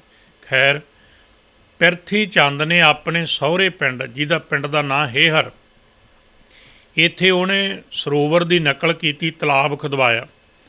ਤਲਾਬ ਹੀ ਨਹੀਂ ਖੁਦਵਾਇਆ, ਹਰਿਮੰਦਰ ਸਾਹਿਬ ਦੀ ਨਕਲ ਕਰਦਿਆਂ ਉਹਨੇ ਸਾਧ ਸੰਗਤ ਜੀ ਉਹਦੇ ਵਰਗੀ ਇਮਾਰਤ ਬਣਾਈ, ਨਕਲ ਕੀਤੀ, ਕਿਉਂਕਿ ਹਰਿਮੰਦਰ ਸਾਹਿਬ ਕੇਵਲ ਹਰਿਮੰਦਰ ਸਾਹਿਬ ਹੈ। ਔਰ ਯਾਦ ਰੱਖਿਓ, ਇਸ ਨੁਕਤੇ ਨੂੰ ਮੈਂ ਕੇਵਲ ਰਮਜ਼ ਰੂਪ 'ਚ ਤੁਹਾਨੂੰ ਬੇਨਤੀ ਕਰਨਾ, ਜਦੋਂ ਕਿਸੇ ਗੱਲ 'ਤੇ ਦੁਬਿਧਾ ਪਾਉਣੀ ਹੋਵੇ ਉਹਨੂੰ ਦੋ ਕਰ ਦਿਓ। ਅਤੇ ਜੇ ਅੱਜ ਵੀ ਕੋਈ ਗੱਲ ਨੂੰ ਸਮਝਣ ਦਾ ਯਤਨ ਕਰੋ, ਅੱਜ ਵੀ ਕੋਈ ਹਰਿਮੰਦਰ ਸਾਹਿਬ ਵਰਗੀ ਇਮਾਰਤ ਬਣਾਵੇ, ਸਿੱਖੋ ਕਦੇ ਪ੍ਰਵਾਨ ਨਾ ਕਰਿਓ, ਕੋਈ ਵੀ ਹੋਵੇ ਭਾਵੇਂ। ਕਿਉਂ? ਕਿਉਂਕਿ ਇਹ ਸਿੱਖੀ ਵਿੱਚ ਕੇਵਲ ਇੱਕ ਹੈ। ਮਹਾਰਾਜ ਨੇ ਕਹਿ ਦਿੱਤਾ, ਨਹੀਂ ਤੁਧ ਜਿਹਾ। ਇਹ ਪੰਗਤੀ ਵੀ ਮੈਂ ਕਹਿੰਦਾ ਵੀ ਕੇਵਲ ਹਰਿਮੰਦਰ ਸਾਹਿਬ 'ਤੇ ਲਿਖੀ ਸੋਭਦੀ ਹੈ, ਗੁਰੂ ਗ੍ਰੰਥ ਸਾਹਿਬ 'ਤੇ ਲਿਖੀ ਸੋਭਦੀ ਹੈ। ਅਸੀਂ ਦੂਜੇ ਥਾਂ 'ਤੇ ਇਹਨੂੰ ਲਿਖਾਂਗੇ ਅਤੇ ਸਾਧ ਸੰਗਤ ਜੀ ਇਹ ਢੁਕਵੀਂ ਨਹੀਂ ਹੋਏਗੀ। ਹਰਿਮੰਦਰ ਸਾਹਿਬ ਦੀ ਨਕਲ ਬਣਾਉਣ ਦਾ ਕਿਉਂ ਯਤਨ ਕੀਤਾ? ਤਾਂ ਕਿ ਭੁਲੇਖਾ ਪੈ ਜਾਏ ਕਿ ਪਿਰਥੀ ਚੰਦ ਵੀ ਗੁਰੂ ਹੈ। ਅਤੇ ਫਿਰ ਕੀ ਕੀਤਾ? ਕਹਿੰਦੇ ਪਿਰਥੀ ਚੰਦ ਨੇ ਆਪਣੇ ਪੁੱਤਰ ਮਿਹਰਵਾਨ ਨੂੰ ਇੱਕ ਸ਼ਬਦ ਕਿਹਾ, ਕਹਿਣ ਲੱਗਾ, ਪੁੱਤਰ ਵੇਖ, ਮਸੰਦ ਮੈਂ ਖਰੀਦ ਲੈ। ਕਿਉਂਕਿ ਮਾਇਆ ਉਹਦੇ ਕੋਲ ਬੜੀ, ਉਹਦਾ ਸਹੁਰਾ ਪਰਿਵਾਰ ਬੜਾ ਅਮੀਰ ਹੈ, ਇਤਿਹਾਸ ਕਹਿੰਦਾ ਹੈ। ਅਤੇ ਦੂਜਾ ਪੱਖ ਹੈ, ਇਮਾਰਤਾਂ ਦੀ ਸੇਵਾ ਪਿਰਥੀ ਚੰਦ ਕਰਦਾ ਹੈ। ਗੁਰੂ ਕੀ ਕਾਰ ਭੇਟਾ ਵੀ ਬਹੁਤੀ ਉਹਦੇ ਕੰਟਰੋਲ ਵਿੱਚ, ਉਹਦੇ ਕੋਲ ਹੈ। ਪਰ ਪੈਸੇ ਨਾਲ ਅਤੇ ਕੇਵਲ ਬੰਦਿਆਂ ਨਾਲ ਤਾਂ ਗੁਰੂ ਨਹੀਂ ਖਵਾਇਆ ਜਾਂਦਾ ਨਾ, ਫਿਰ ਤਾਂ ਜਿਹੜਾ ਮਰਜ਼ੀ ਖਵਾ ਲੈ ਬਣ ਜਾਏ। ਇਹ ਰੱਬੀ ਬਰਕਤਾਂ ਨੇ। ਕਹਿਣ ਲੱਗੇ, ਪਿਰਥੀ ਚੰਦ ਆਪਣੇ ਪੁੱਤਰ ਨੂੰ ਕਹਿੰਦਾ ਵੀ ਮਿਹਰਬਾਨ ਵੇਖ, ਮੈਂ ਹਰਿਮੰਦਰ ਦੀ ਨਕਲ ਕਰ ਲਈ, ਤਲਾਬ ਮੈਂ ਬਣਾ ਲਿਆ ਉਹਨਾਂ ਦੀ, ਸਰੋਵਰ ਦੀ ਨਕਲ ਕਰਕੇ। ਮਸੰਦ ਮੇਰੇ ਕੋਲ ਨੇ, ਗੁਸਤਾਖੀ ਮਾਫ਼, ਮੈਂ ਕੀਰਤਨ ਕਰਨ ਵਾਲੇ, ਰੱਬ ਰੱਬ ਕਰਨ ਵਾਲੇ ਵੀ ਖਰੀਦ ਲੈ ਕੁਝ। ਪਰ ਇੱਕ ਕੰਮ ਤੂੰ ਕਰ, ਮੈਨੂੰ ਉਹਨਾਂ ਵਰਗੀ ਬਾਣੀ, ਉਹਨਾਂ ਵਰਗੀ ਰਚਨਾ ਨਹੀਂ ਬਣਾਉਣੀ ਆਉਂਦੀ। ਤੂੰ ਵਿਦਵਾਨ ਹੈ, ਹੁਣ ਤੂੰ ਸਾਥ ਦੇ। ਜਿਹੜੀ ਬੇਨਤੀ ਕਰ ਲੱਗਾ ਮਿਹਰਬਾਨ। ਫਿਰ ਸਾਡਾ ਇਤਿਹਾਸ ਕਹਿੰਦਾ, ਮਿਹਰਵਾਨ ਪੁੱਤਰ ਪਿਰਥੀ ਇਹਦਾ ਕਵਿਸ਼ਰੀ ਕਰੇ, ਫਾਰਸੀ ਹਿੰਦਵੀ ਸੰਸਕ੍ਰਿਤ ਗੁਰਮੁਖੀ ਪੜ੍ਹੇ, ਤਿੰਨ ਭੀ ਬਾਣੀ ਬਹੁਤ ਬਣਾਈ, ਭੋਗ ਸ਼੍ਰੀ ਨਾਨਕ ਜੀ ਕਾ ਪਾਈ। ਉਹ ਆਪਣੀ ਰਚਨਾ ਲਿਖ ਲੈਂਦਾ, ਕਵਿਤਾ ਰਚ ਲੈਂਦਾ, ਥੱਲੇ ਨਾਨਕ ਪਦ ਲਾ ਦਿੰਦਾ। ਅਤੇ ਇਤਿਹਾਸ 'ਤੇ ਵੀ ਕਹਿੰਦਾ, ਅਤੇ ਮੁਨਕਰ ਵੀ ਨਾ ਹੋਈਏ ਵੀ ਇੱਕ ਦਿਨ ਕੀਰਤਨੀਆਂ ਨੇ ਕੀਰਤਨ ਕੀਤਾ, ਅਤੇ ਜਿਹੜਾ ਸ਼ਬਦ ਪੜ੍ਹਿਆ ਨਾ ਜੀ, ਉਹ ਫਿਰ ਸ਼ਬਦ ਸੁਣਨ ਤੋਂ ਬਾਅਦ ਗੁਰਸਿੱਖਾਂ ਵੀ ਕਿਹਾ, ਗੁਰੂ ਅਰਜਨ ਦੇਵ ਸਾਹਿਬ ਤੱਕ ਗੱਲ ਆਈ, ਅਤੇ ਮਹਾਰਾਜ ਕਹਿਣ ਲੱਗੇ, ਹਾਂ ਇਹ ਸੱਚੀ ਬਾਣੀ ਨਹੀਂ ਹੈ। ਸਿੱਖੋ ਇੱਕ ਗੱਲ ਤਾਂ ਪੱਕੀ ਹੈ, ਕੱਚੀ ਬਾਣੀ ਦੀ ਬਣਤਰ ਗੁਰੂ ਅਮਰਦਾਸ ਸਾਹਿਬ ਦੇ ਸਮੇਂ ਹੀ ਅਸਲ ਵਿੱਚ ਤਿਆਰ ਹੋਣੀ ਸ਼ੁਰੂ ਹੋ ਗਈ। ਕਿਉਂਕਿ ਉਹਦਾ ਕਾਰਨ ਹੈ, ਜਿਸ ਗੱਲ ਦੀ ਮਹਿਮਾ ਹੋਣ ਲੱਗ ਜਾਏਗੀ ਨਾ, ਉਹਦੀ ਨਕਲ ਹੋਣੀ ਤਿਆਰ ਹੋ ਜਾਏਗੀ। ਗੁਰਬਾਣੀ ਦੀ ਇੰਨੀ ਮਹਿਮਾ ਹੋਣ ਲੱਗ ਪਈ, ਰੱਬੀ ਬਾਣੀ ਕਰਕੇ ਭਾਈ ਜੋਧ ਤੋਂ ਕੋਲੋਂ ਬਾਬੇ ਲਹਿਣੇ ਵਰਗੇ ਸੁਣ ਕੇ ਗੁਰੂ ਅੰਗਦ ਹੋ ਗਏ। ਆਸਾ ਦੀ ਵਾਰ ਸੁਣਨ ਵਾਲੇ ਆਸਾ ਦੀ ਵਾਰ ਦਾ ਰੂਪ ਹੋ ਗਏ। ਅੱਜ ਆਸਾ ਦੀ ਵਾਰ 'ਚ ਉਹਨਾਂ ਦੇ ਸਲੋਕ ਆਪਾਂ ਪੜ੍ਹਨੇ ਗੁਰੂ ਅੰਗਦ ਦੇਵ ਸਾਹਿਬ ਦੇ ਰੂਪ ਅੰਦਰ। ਇਸ ਲਈ ਕਾਰਨ ਸੀ ਬਾਣੀ ਦੀ ਮਹਿਮਾ ਸੁਣ ਕੇ, ਅਤੇ ਹਰੇਕ ਦੇ ਮਨ 'ਚ ਆਏ ਵੀ ਆਪਾਂ ਵੀ ਇਹ ਰਚਨਾ ਉਚਾਰੀਏ।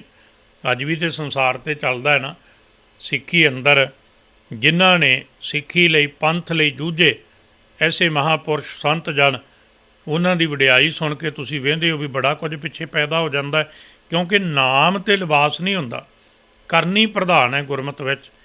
ਕਹਿਣ ਲੱਗੇ ਜਦੋਂ ਪਿਰਥੀ ਚੰਦ ਦੇ ਪੁੱਤਰ ਮਿਹਰਬਾਨ ਨੇ ਯਤਨ ਕੀਤਾ, ਗੁਰੂ ਅਰਜਨ ਦੇਵ ਸਾਹਿਬ ਨੇ ਫਿਰ ਬਚਨ ਕਹਿ ਭਾਈ ਗੁਰਦਾਸ ਸਾਹਿਬ ਨੂੰ, ਭਾਈ ਗੁਰਦਾਸ ਸਾਹਿਬ ਨੇ ਆਪਣੇ ਮੁਖਾਰਬਿੰਦ ਤੋਂ ਬਚਨ ਕਹਿ ਕੇਸ਼ਰ ਸਿੰਘ ਛਿੱਬਰ ਭਾਈ ਮਤੀ ਦਾਸ ਸਤੀ ਦਾਸ ਦੇ ਪਰਿਵਾਰ 'ਚ ਹੋਏ ਨੇ।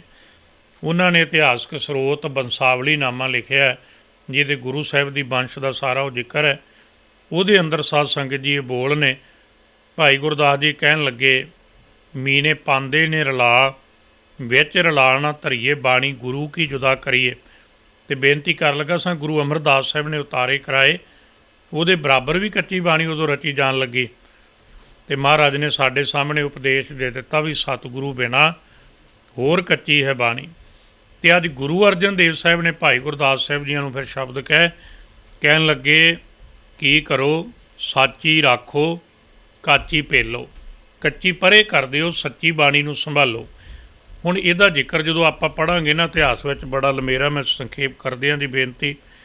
ਗੁਰੂ ਅਰਜਨ ਦੇਵ ਸਾਹਿਬ ਨੇ ਪਹਿਲਾਂ ਹੁਕਮਨਾਮੇ ਜਾਰੀ ਕੀਤੇ ਸਿੱਖ ਸੰਗਤਾਂ ਤੱਕ ਵੀ ਜਿਹਦੇ ਕੋਲ ਵੀ ਕੋਈ ਧਾਰਮਿਕ ਸਰੋਤ ਹੋਵੇ ਜਾਂ ਜਿੱਥੋਂ ਤੱਕ ਮਹਾਰਾਜ ਸਾਹਿਬ ਨੇ ਸੰਗਤਾਂ ਨੂੰ ਸੰਸਾਰ ਨੂੰ ਤਾਰਿਆ, ਕੋਈ ਸ਼ਬਦ ਹੋਵੇ, ਇੱਕ ਪੰਗਤੀ ਵੀ ਹੋਵੇ, ਜ਼ਰੂਰ ਪਹੁੰਚਦਾ ਕਰੋ। ਅਤੇ ਨਾਲ ਕਿਸੇ ਕੋਲ ਵੀ ਕੋਈ ਰੱਬੀ ਬੋਲ ਹੋਣ, ਉਹ ਜ਼ਰੂਰ ਜਿਹੜੇ ਸਾਡੇ ਤੱਕ ਪਹੁੰਚਾਏ ਜਾਣ। ਆਪ ਪੜ੍ਹ ਸਕਦੇ ਹੋ, ਗੁਰੂ ਅਰਜਨ ਦੇਵ ਸਾਹਿਬ ਦੇ ਹੁਕਮਨਾਮੇ ਨੇ। ਫਿਰ ਬੇਅੰਤ ਸੰਗਤਾਂ ਨੇ ਜਿਹੜੀਆਂ, ਉਹ ਸਾਧ ਸੰਗਤ ਜੀ ਇਹ ਹੁਕਮਨਾਮੇ ਨੂੰ ਸੁਣ ਕੇ ਜਿੱਥੇ ਕਿਸੇ ਕੋਲ ਕੋਈ ਪੋਥੀ ਸੀ ਉਹ ਲੈ ਕੇ ਆਇਆ। ਅਤੇ ਇਤਿਹਾਸ ਗਵਾਹ ਸਿੰਗਲਾ ਦੀਪ ਦਾ ਰਾਜਾ, ਜਿਹਨੂੰ ਸ਼੍ਰੀਲੰਕਾ ਕਹਿੰਦੇ, ਉਹ ਸ਼ਿਵਨਾਬ, ਉਹਦੇ ਕੋਲ ਪ੍ਰਾਣ ਸੰਗਲੀ ਸੁਣੀ ਗਈ। ਕਈਆਂ ਨੇ ਉਹਨੂੰ ਕਿਹਾ ਵੀ ਉਹ ਸੈਦੋ ਘਾਉ ਦੀ ਰਚਨਾ ਹੈ, ਜਿਹੜਾ ਗੁਰੂ ਨਾਨਕ ਸਾਹਿਬ ਜੀਆਂ ਦੇ ਸਮੇਂ ਮਹਾਰਾਜ ਜੀ ਦੇ ਕੁਝ ਇਤਿਹਾਸਕ ਪੱਖ ਜਾਂ ਬਾਣੀ ਦੇ ਉਤਾਰੇ ਉਹਨੇ ਕੀਤੇ, ਕਿਉਂਕਿ 4-5 ਸਿੱਖਾਂ ਦਾ ਜ਼ਿਕਰ ਹੈ ਗੁਰੂ ਨਾਨਕ ਸਾਹਿਬ ਮੌਕੇ ਉਤਾਰੇ ਕਰਨ ਵਾਲਿਆਂ ਦਾ। ਸੈਦੋ ਘਾਹੋਂ, ਹੱਸੂ ਲੁਹਾਰ, ਫਿਰ ਭਾਈ ਮਨਸੁਖ, ਭਾਈ ਭਗੀਰ ਥਾਦੀ ਸਿੱਖ ਜਿਹੜੇ ਉਤਾਰੇ ਕਰਦੇ ਨੇ। ਅਤੇ ਇਹ ਤੋਂ ਬਾਅਦ ਅੱਜ ਗੁਰੂ ਅਰਜਨ ਦੇਵ ਸਾਹਿਬ ਦਾ ਸਮਾਂ ਆਇਆ, ਅਤੇ ਉਦੋਂ ਜਿਹੜੇ ਆਪਾਂ ਨਾਂ ਪੜ੍ਹਨੇ ਆ ਸਾਧ ਸੰਗਤ ਜੀ, ਸੰਤ ਰਾਮ, ਬੰਸਾ ਰਾਮ, ਇੱਦਾਂ ਦੇ ਇਹ ਜਿਹੜੇ 4 ਸਿੱਖ ਨੇ, ਇਹ ਸਤਿਗੁਰੂ ਸੱਚੇ ਪਾਤਸ਼ਾਹ ਜੀਆਂ ਨੇ ਜਿਹੜੇ ਹੁਕਮਨਾਮੇ ਜਾਰੀ ਕੀਤੇ ਅਤੇ ਪੋਥੀਆਂ ਆਈਆਂ ਨਾ, ਇਹਨਾਂ ਦੇ ਉਤਾਰੇ ਪਹਿਲਾਂ ਇਹ ਕੇਵਲ ਸਾਲ ਦਾ ਜਾਂ 2 ਸਾਲ ਦਾ ਜਾਂ 3 ਸਾਲ ਦਾ ਕਾਰਜ ਨਹੀਂ। ਜਦੋਂ ਇਤਿਹਾਸ ਨੂੰ ਪੜ੍ਹੋਗੇ, ਲਗਭਗ ਇਹ ਕਾਰਜ 1597-98 ਤੋਂ ਸ਼ੁਰੂ ਹੋਇਆ। ਪਹਿਲਾਂ ਪੋਥੀਆਂ ਆਈਆਂ ਜਿਹੜੀਆਂ ਬਾਹਰੋਂ, ਉਹਨਾਂ ਦੀ ਜਿਹੜੀ ਜਿਹਨੂੰ ਆਪਾਂ ਕਹਿੰਦੇ ਹਾਂ ਵੀ ਉਹਦੇ ਵਿੱਚੋਂ ਰੱਬੀ ਬਾਣੀ ਵੇਖੀ ਗਈ, ਉਹਨਾਂ ਨੂੰ ਪਰੇ ਕਰ ਲਿਆ। ਹੁਣ ਜਿਹੜੀ ਰੱਬੀ ਬਾਣੀ ਮਹਾਰਾਜ ਕੋਲੇ ਪੋਥੀਆਂ ਨੇ, ਨਾਲ ਦੀ ਨਾਲ ਫਿਰ ਗੁਰੂ ਅਰਜਨ ਦੇਵ ਸਾਹਿਬ ਨੇ ਕਿਰਪਾ ਕੀਤੀ, ਬਾਬਾ ਬੁੱਢਾ ਸਾਹਿਬ ਨੂੰ ਸਿੱਖਾਂ ਸਮੇਤ ਗੋਇੰਦਵਾਲ ਸਾਹਿਬ ਭੇਜਿਆ, ਕਿਉਂਕਿ ਬਾਣੀ ਦੇ ਫਿਰ ਬੇਨਤੀ ਹੈ ਵੀ ਬਹੁਤ ਜ਼ਿਆਦਾ ਉਤਾਰੇ ਜਿਹੜੇ ਉਹ ਗੋਇੰਦਵਾਲ ਸਾਹਿਬ ਹੋਏ ਨੇ। ਪਰ ਫਿਰ ਵੀ ਗੁਰੂ ਅਰਜਨ ਦੇਵ ਸਾਹਿਬ ਦੀ ਨਿਮਰਤਾ ਵੀ ਕੋਈ ਸ਼ਬਦ ਬਾਹਰ ਨਾ ਰਹਿ ਜਾਏ। ਬਾਬਾ ਬੁੱਢਾ ਸਾਹਿਬ ਵਾਪਸ ਚਲੇ ਜਾਂਦੇ ਨੇ, ਜਾਣਦੇ ਉਹ ਪੋਥੀਆਂ ਨਹੀਂ ਮਿਲਦੀਆਂ। ਫਿਰ ਗੁਰੂ ਅਰਜਨ ਦੇਵ ਸਾਹਿਬ ਮਹਾਰਾਜ ਖੁਦ ਸ਼੍ਰੀ ਗੋਇੰਦਵਾਲ ਸਾਹਿਬ ਤੋਂ ਬਾਬਾ ਮੋਹਨ ਜੀ ਕੋਲੋਂ, ਬਾਬਾ ਮੋਹਨ ਜੀ ਦੇ ਚੁਬਾਰੇ 'ਚੋਂ, ਉੱਥੋਂ ਫਿਰ ਪੋਥੀਆਂ ਲੈ ਕੇ ਜਾਂਦੇ ਨੇ। ਅੱਜ ਵੀ ਪਾਲਕੀ ਸਾਹਿਬ ਸ਼੍ਰੀ ਅਕਾਲ ਤਖਤ ਸਾਹਿਬ ਸੁਭਾਇਮਾਨ, ਜਿਸ ਵਿੱਚ ਪੋਥੀਆਂ ਮਹਾਰਾਜ ਗੁਰੂ ਅਰਜਨ ਦੇਵ ਸਾਹਿਬ ਜੀ ਗੋਇੰਦਵਾਲ ਸਾਹਿਬ ਤੋਂ ਬਾਣੀ ਦੇ ਅਦਬ ਵਿੱਚ, ਸਤਿਕਾਰ ਵਿੱਚ ਨੰਗੇ ਪੈਰੀਂ ਲੈ ਕੇ ਗਏ। ਹੁਣ ਇਹ ਪੋਥੀਆਂ ਆ ਗਈਆਂ। ਇੱਥੋਂ ਫਿਰ ਸਾਧ ਸੰਗਤ 1601 ਆਇਆ। 1601 ਵਿੱਚ ਇੱਧਰੋਂ ਕੋਠਾ ਸਾਹਿਬ ਬਣਿਆ ਹੋਇਆ, ਇੱਧਰੋਂ ਹਰਿਮੰਦਰ ਸਾਹਿਬ ਬਣ ਗਿਆ। ਆਈ ਹੋਈ ਸੰਗਤ ਨੂੰ ਉਪਦੇਸ਼ ਦੇਣ ਦਾ ਕਾਰਜ ਬਾਬਾ ਬੁੱਢਾ ਸਾਹਿਬ ਦੇ ਜੁੰਮੇ ਲਾਇਆ ਗਿਆ। ਇੱਧਰੋਂ ਰਾਮਸਰ ਸਾਹਿਬ ਦਾ ਅਸਥਾਨ ਹੈ, ਜਿੱਥੇ ਇੱਥੇ ਬਹੁਤ ਵੱਡਾ ਦਰੱਖਤਾਂ ਦਾ ਝੁੰਡ ਹੈ, ਦਰੱਖਤ ਲੱਗੇ ਹੋਏ ਨੇ, ਵਿੱਚ ਤਲਾਬ ਖੁਦਾਇਆ ਹੋਇਆ। ਇਹਦੇ ਕਿਨਾਰੇ 'ਤੇ ਮਹਾਰਾਜ ਨੇ ਸ਼ਮਿਆਨਾ ਲਾਇਆ। ਇੱਥੇ ਫਿਰ ਸਾਧ ਸੰਗਤ ਜੀ ਇੱਕ ਚੰਦਨ ਦੀ ਚੌਂਕੀ ਤਿਆਰ ਕੀਤੀ, ਜਿਹਦੇ 'ਤੇ ਬਹਿ ਕੇ ਲਿਖਣਾ, ਲਿਖਦਿਆਂ ਹੋਇਆਂ ਹੱਥ ਸੁਖਾਲਾ ਰਵੇ। ਫਿਰ ਬਹੁਤ ਵੱਡਾ ਤਖਤ ਤਿਆਰ ਕੀਤਾ, ਜਿਹੜੀ ਪਹਿਲਾਂ ਗੁਰਸਿੱਖਾਂ ਨੇ ਯਾਦ ਰੱਖਿਓ, 4 ਗੁਰਸਿੱਖ, ਭਾਈ ਸੰਤ ਰਾਮ, ਮਨਸਾ ਰਾਮ ਵਰਗੇ 4 ਸਿੱਖ, ਇਹ ਸਹਾਇਕ ਲਿਖਾਰੀ ਕਹਿ ਸਕਦੇ। ਭਾਈ ਬੰਨੂ ਦਾ ਵੀ ਜ਼ਿਕਰ ਹੈ ਨਾਲ। ਅਤੇ ਦੂਜੇ ਪਾਸੇ ਭਾਈ ਗੁਰਦਾਸ ਜੀ ਮੁੱਖ ਲਿਖਾਰੀ ਨੇ, ਲਿਖਾਉਂਦੇ ਗੁਰੂ ਅਰਜਨ ਦੇਵ ਸਾਹਿਬ ਨੇ। ਹੁਣ ਜਿਹੜਾ ਵੱਡਾ ਤਖਤ ਸਾਹਿਬ ਤਿਆਰ ਕੀਤਾ ਗਿਆ, ਉਹਦੇ 'ਤੇ ਪੋਥੀਆਂ ਪ੍ਰਕਾਸ਼ ਕੀਤੀਆਂ ਜਾਂਦੀਆਂ। ਸਾਰੀ ਉਹਦੇ ਵਿੱਚੋਂ ਸਾਧ ਸੰਗਤ ਜੀ ਰੱਬੀ ਬਾਣੀ ਵੇਖੋ ਕਿੰਨਾ ਲੰਮਾ ਮਹਾਰਾਜ ਦੀ ਬਖਸ਼ਿਸ਼ ਕਰਕੇ ਕਿੰਨੀ ਲੰਮੀ ਘਾਲਣਾ ਹੈ। ਇਤਿਹਾਸ ਇਹ ਕਹਿੰਦਾ ਵੀ ਜਿਹੜਾ ਪਹਿਲਾ ਕਾਰਜ ਹੋਇਆ ਉਹ ਤਾਂ ਵੱਖਰਾ ਹੈ, ਜਿਹੜਾ 4 ਸਿੱਖਾਂ ਨੇ ਸਹਾਇਕ ਉਤਾਰੇ ਕੀਤੇ, ਪੋਥੀਆਂ ਜਿਹੜੀਆਂ ਜਾਂ ਜਿੰਨੀਆਂ ਵੀ ਰਚਨਾਵਾਂ ਆਈਆਂ ਉਹਨਾਂ ਨੂੰ ਵੇਖਿਆ। ਮੈਂ ਤਾਂ ਇਹ ਵੀ ਪੜ੍ਹਿਆ ਵੀ ਜਿਹੜੀ ਫਿਰ ਪ੍ਰਾਣ ਸੰਗਲੀ ਆਈ ਉਹਨੂੰ ਸਾਧ ਸੰਗਤ ਜੀ ਸਤਿਗੁਰੂ ਸੱਚੇ ਪਾਤਸ਼ਾਹ ਜੀ ਨੇ ਉਹਨੂੰ ਵੀ ਪਰੇ ਕੀਤਾ, ਉਹਦੇ 'ਚੋਂ ਇੱਕ ਸ਼ਬਦ ਵੀ ਨਹੀਂ ਲੱਭ ਸਕਿਆ ਜਿਹੜਾ ਪ੍ਰਮਾਣਿਕ ਹੋਵੇ। ਇਹਦੇ ਨਾਲ ਨਾਲ ਹੁਣ ਜਦੋਂ ਮਹਾਰਾਜ ਗੁਰੂ ਅਰਜਨ ਦੇਵ ਸਾਹਿਬ ਲਿਖਾਣ ਲੱਗਦੇ ਨੇ, 3 ਬੇਨਤੀਆਂ ਤੁਹਾਡੇ ਚਰਨਾਂ 'ਚ ਇਹਦੇ ਪ੍ਰਥਾਈ ਕਰਨੀ ਹੈ। ਭਾਈ ਗੁਰਦਾਸ ਜੀ ਨੂੰ ਲਿਖਾਰੀ ਲਾਉਂਦੇ ਨੇ, ਨਾਲ 4 ਸਿੱਖ ਨੇ। ਭਾਈ ਬੰਨੋ ਦੀ ਡਿਊਟੀ ਹੈ, ਉਹ ਕਾਗਜ਼ ਨੂੰ ਤਿਆਰ ਕਰਦੇ ਨੇ ਅਤੇ ਕਲਮ ਨੂੰ ਕੱਢਦੇ ਨੇ। ਇੱਧਰਲੇ ਪਾਸੇ ਗੁਰੂ ਅਰਜਨ ਦੇਵ ਸਾਹਿਬ ਮਹਾਰਾਜ ਅਤੇ ਭਾਈ ਗੁਰਦਾਸ ਸਾਹਿਬ ਨੇ 2 ਨੁਕਤੇ ਸੁਣਿਓ।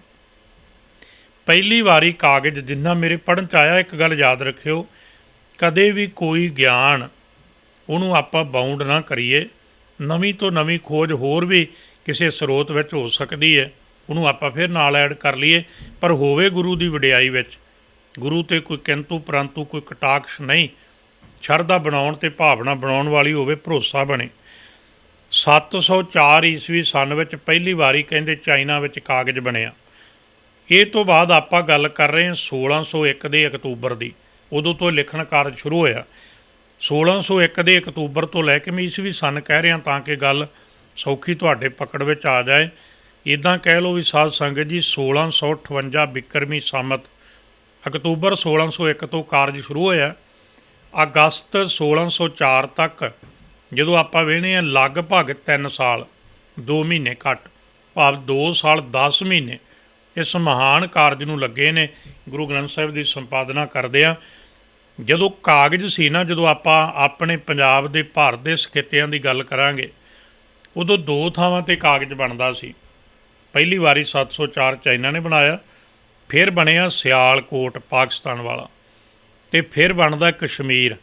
ਜਿਹੜਾ ਕਸ਼ਮੀਰ ਦਾ ਕਾਗਜ਼ ਹੈ ਨਾ, ਉਹ ਬਹੁਤ ਮਹਿੰਗਾ ਹੈ ਅਤੇ ਪਰ ਬਹੁਤ ਵਧੀਆ।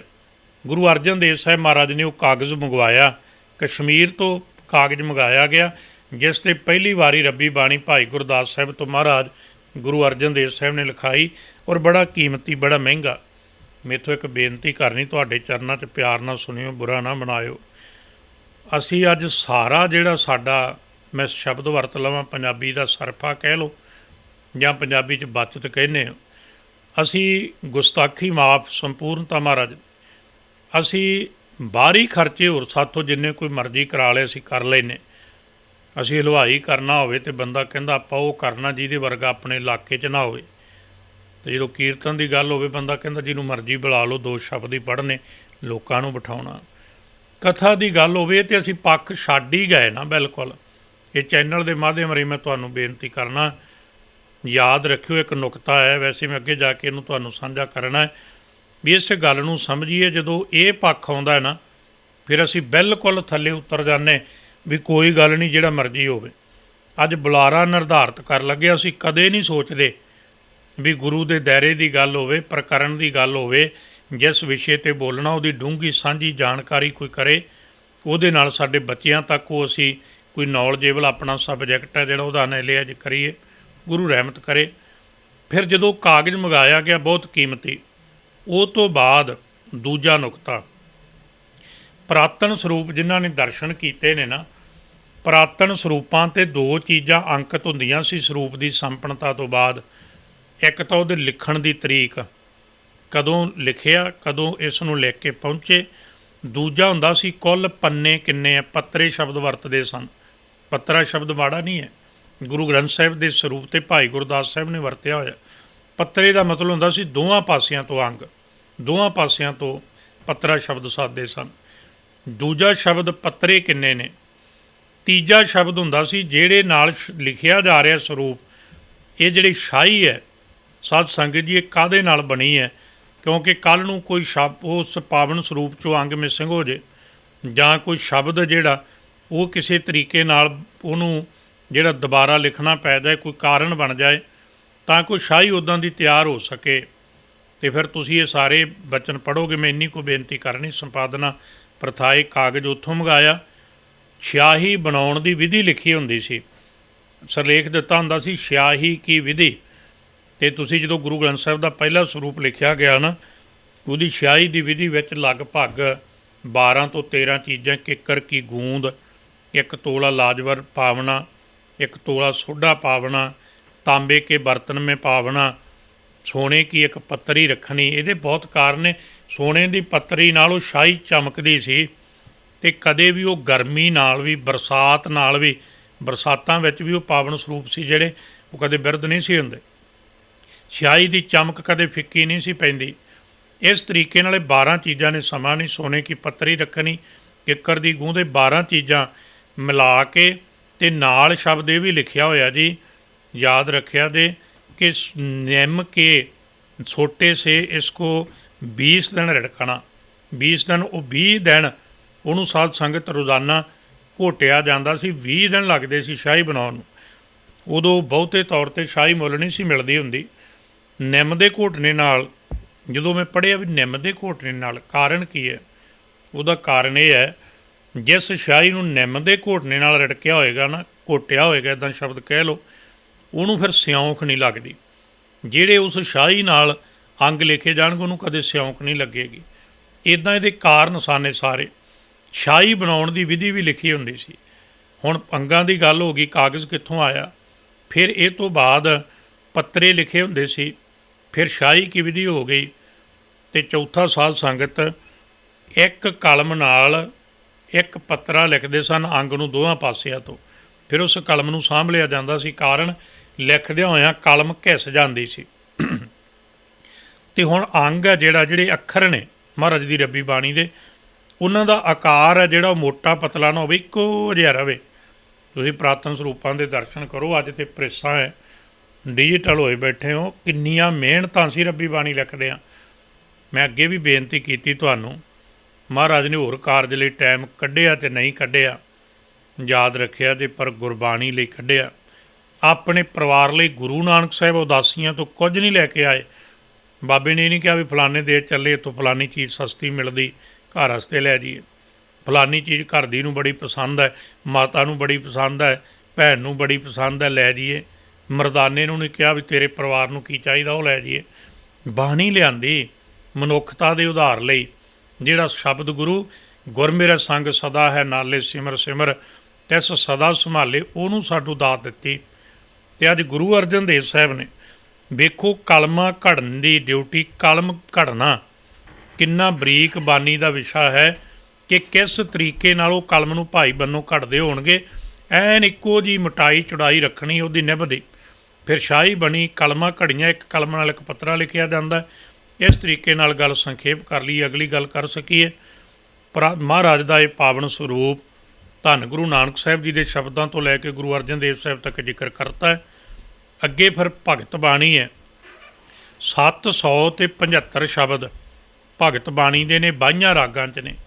ਫਿਰ ਸਾਧ ਸੰਗਤ ਜੀ ਭਾਈ ਮਰਦਾਨਾ ਜੀ ਦੇ 3 ਸ਼ਬਦ ਨੇ, ਬਾਬੇ ਬਲਵੰਡ ਅਤੇ ਬਾਬਾ ਸੱਤਾ ਜੀ। ਬਾਬੇ ਬਲਵੰਡ ਦੀਆਂ 5 ਪੌੜੀਆਂ, ਬਾਬੇ ਸੱਤੇ ਦੀਆਂ 3 ਪੌੜੀਆਂ, ਰਾਮ ਕਲੀ ਕੀ ਵਾਰੇ 8 ਪੌੜੀਆਂ ਨੇ। ਇਹਨੂੰ 8 ਸ਼ਬਦ ਗਿਣਿਆ ਗਿਆ।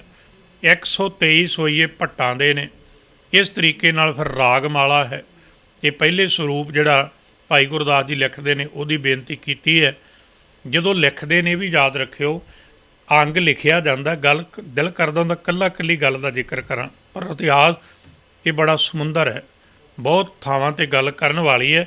ਇਸ ਲਈ ਸਾਧ ਸੰਗਤ ਜੀ ਜਦੋਂ ਜਿਵੇਂ ਲਿਖਦੇ ਨੇ, ਮਹਾਰਾਜ ਸੱਚੇ ਪਾਤਸ਼ਾਹ ਭਾਈ ਸਾਹਿਬ ਭਾਈ ਗੁਰਦਾਸ ਸਾਹਿਬ ਜੀਆਂ ਤੋਂ ਲਿਖਾਉਂਦੇ ਪਏ ਨੇ, ਉਹਦੇ ਪ੍ਰਥਾ ਇਹ ਬੇਨਤੀ ਹੈ। ਹੁਣ ਸੱਚੇ ਪਾਤਸ਼ਾਹ ਗਰੀਬ ਨਵਾਜ਼ ਦਾਤਾ ਜੀ ਜਦੋਂ ਲਿਖਾਉਂਦੇ ਨੇ, ਉਹ ਅੰਗ ਹੈ ਜਿਹੜਾ ਤਿਆਰ ਹੋ ਜਾਂਦਾ, ਉਹਨੂੰ ਉਹਨਾਂ ਸਮਿਆਂ 'ਚ ਕਹਿੰਦੇ ਸੀ ਜੁਜਾਂ ਬੰਨ੍ਹਣੀਆਂ। ਜਿਵੇਂ ਮੰਨ ਲਓ 23 ਅੰਗਾਂ ਦੀ ਜੁੱਜ ਬੰਨ੍ਹਦੇ ਸੀ।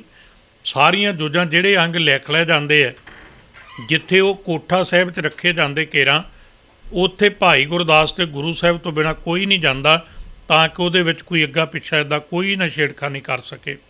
ਜੁੱਜਾਂ ਬੰਨ੍ਹਣ ਤੋਂ ਬਾਅਦ, ਅੰਗ ਬੰਨ੍ਹਣ ਤੋਂ ਬਾਅਦ ਫਿਰ ਸਾਰੇ ਅੰਗਾਂ ਨੂੰ ਇਕੱਠਿਆਂ ਬੰਨ੍ਹਿਆ। ਗ੍ਰੰਥ ਨੂੰ ਕਹਿੰਦੇ ਨੇ ਗ੍ਰੰਥ, ਅਤੇ ਬੰਨ੍ਹਣ ਨੂੰ ਕਹਿੰਦੇ ਨੇ ਬੀੜ ਕਰਨਾ, ਬੰਧਣਾ, ਗੁੰਦਣਾ। ਇਸ ਤਰੀਕੇ ਨਾਲ ਆਪਾਂ ਗੁਰੂ ਗ੍ਰੰਥ ਸਾਹਿਬ ਦਾ, ਪੋਥੀ ਸਾਹਿਬ ਦਾ ਨਾਂ ਵੀ ਪੋਥੀ ਬੰਨੀ, ਬੀੜ ਬੰਨੀ ਗਏ।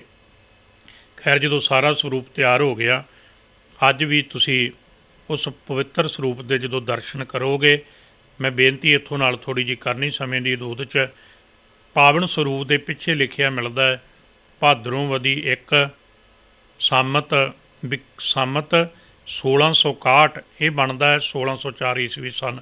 फिर याद रखियो भादरों वदी 1 सामत 1661 पोथी लिख पहुँचे। ये भाई गुरदास की कलम के बोल ने, भाई गुरदास साहब ने अपने हत्थ नाल लिखे हुए हैं। अगे पता की लिखिया, कुल पत्तरे बाबे के 974। इनू याद रखियो, ये पत्तरे ने दोवां पासियां नू एक पत्तरा कहा। ये साध संगत जी 1948 अंग बनते हैं। पहले स्वरूप का जिक्र हो गया। एक बेनती में होर करदे इस स्वरूप के प्रथाए। वैसे तो बहुत वारी बेनती की है, बड़े जिहड़े शब्द साडे इतिहास च मिलते हैं, ग्रंथ गुरु में गुर कही भाषा देश अनेक। भी पोथी साहिब गुरु ग्रंथ साहिब अंदर महाराज ने ना देश दीयां अनेक भाखा कहियां। ग्रंथ गुरु में गुर कही भाखा देश अनेक, देश दीयां अनेक भाषा कहियां। कहन लगे संस्कृत पुन फारसी तिन को कोश बबेक। 17 भाषावां ते बोलियां। पर एक नुकता मैं तुहाडे सामने रखना संखेप संपूर्णता तक आउण लई। एक है साध संगत जी संत भाषा, जिहदे अंदर गुरु ग्रंथ साहिब की बहुती बाणी है। इनू साध बोली कहिंदे सन। जिहड़े तुरे फिरदे महात्मा सन वो लोकां नाल मिक्स बोली च गल करदे सन, उस सधुकड़ी कहिंदे सी। इनू साध भाषा, संत भाषा, ब्रज भाषा, रेखता कहिंदे है, जिन्हों आपां अज उर्दू भी कह दिंने। भी तुरे फिरदे जिहड़े फौजी हुंदे सन, उर्दू का जो अर्थ है, रेखता का अर्थ है, अर्थ फौजी छाउणी करते हैं। इस तरीके नाल फिर साध संगत जी भट्ट भाषा, जिवें भट्ट बाणी आपां पढ़ने, उन्हां दी अपनी एक भाषा है। सहस्कृति है, ਜਦੋਂ संस्कृत ਨੂੰ देशी भाषा ਵਿੱਚ ਉਚਾਰਦੇ ਆ ਉਹਨੂੰ सहस्कृति ਕਹਿੰਦੇ ਆ। संस्कृत ਦਾ ਰੂਪ ਹੈ। ਇੱਦਾਂ ਫਿਰ ਗਾਥਾ ਹੈ, ਅਪਭ੍ਰੰਸ਼ ਹੈ, ਪੰਜਾਬੀ ਹੈ, ਲਹਿੰਦੀ ਹੈ, 10 ਮੇਨ ਨੇ, ਅੱਗੇ ਦੀਆਂ ਨਾਲ ਬੋਲੀਆਂ ਨੇ, 17 ਬਣ ਜਾਂਦੀਆਂ ਨੇ। ਇਸ ਤਰੀਕੇ ਨਾਲ ਮਹਾਰਾਜ ਨੇ ਸਰੂਪ ਲਿਖਾਇਆ। ਪਹਿਲਾ ਪ੍ਰਕਾਸ਼ ਹੋਇਆ, ਤੁਸੀਂ ਜਾਣਦੇ ਹੋ। ਅੱਗੇ ਚੱਲੀਏ। ਸਮਾਂ ਆ ਗਿਆ ਕਲਗੀਧਰ ਪਾਤਸ਼ਾਹ ਦਾ। ਮਹਾਰਾਜ ਗੁਰੂ ਗੋਬਿੰਦ ਸਿੰਘ ਸਾਹਿਬ ਨੇ ਨਾ ਇੱਕ ਗੱਲ ਬੜੇ ਪਿਆਰ ਨਾਲ ਸੁਣਿਓ। महाराज सच्चे पातशाह ने आनंदपुर साहिब छड्डिया। महाराज दे वड्डे साहिबजादे शहीद होए। सुनियो, अगे भी बेनती करती भी कागज़ मंगाया ना जिहड़ा धन गुरु अर्जन देव साहिब महाराज जी ने, वो कागज़ दे प्रथाए आपां वेने भी किन्ना महंगा मंगाया और कश्मीर तो मंगाया। पर हुण जिहड़ी बेनती वो ये है भी महाराज गुरु गोबिंद सिंह साहिब जियां दे साहिबजादे शहीद हुंदे ने, पर महाराज कोले पुत्रां दे शरीरां ते कफन पाउण नूं समां नहीं कढिया। महाराज ने पुत्रां दे संस्कार लई समां नहीं कढिया। छोटे साहिबजादे शहीद होए, सरहंद किन्नी क दूर है, राए कल्ले कोल बैठे ने। महाराज ने पुत्रां दे कोल जाण दा समां नहीं कढिया। 84 साल दी माता शहीद होई, उन्हां कोल जाण दा समां नहीं कढिया। सिखो सोच के वेखो, जे कलगी वाले ने समां कढिया ते बाणी लिखण दा कढिया। कमाल की गल है, बाणी लिखण लई समां कढिया। पिछे गुरु नानक साहिब का जिक्र किया, परिवार लई नहीं लैके आए, मनुखता लई बाणी लैके आए।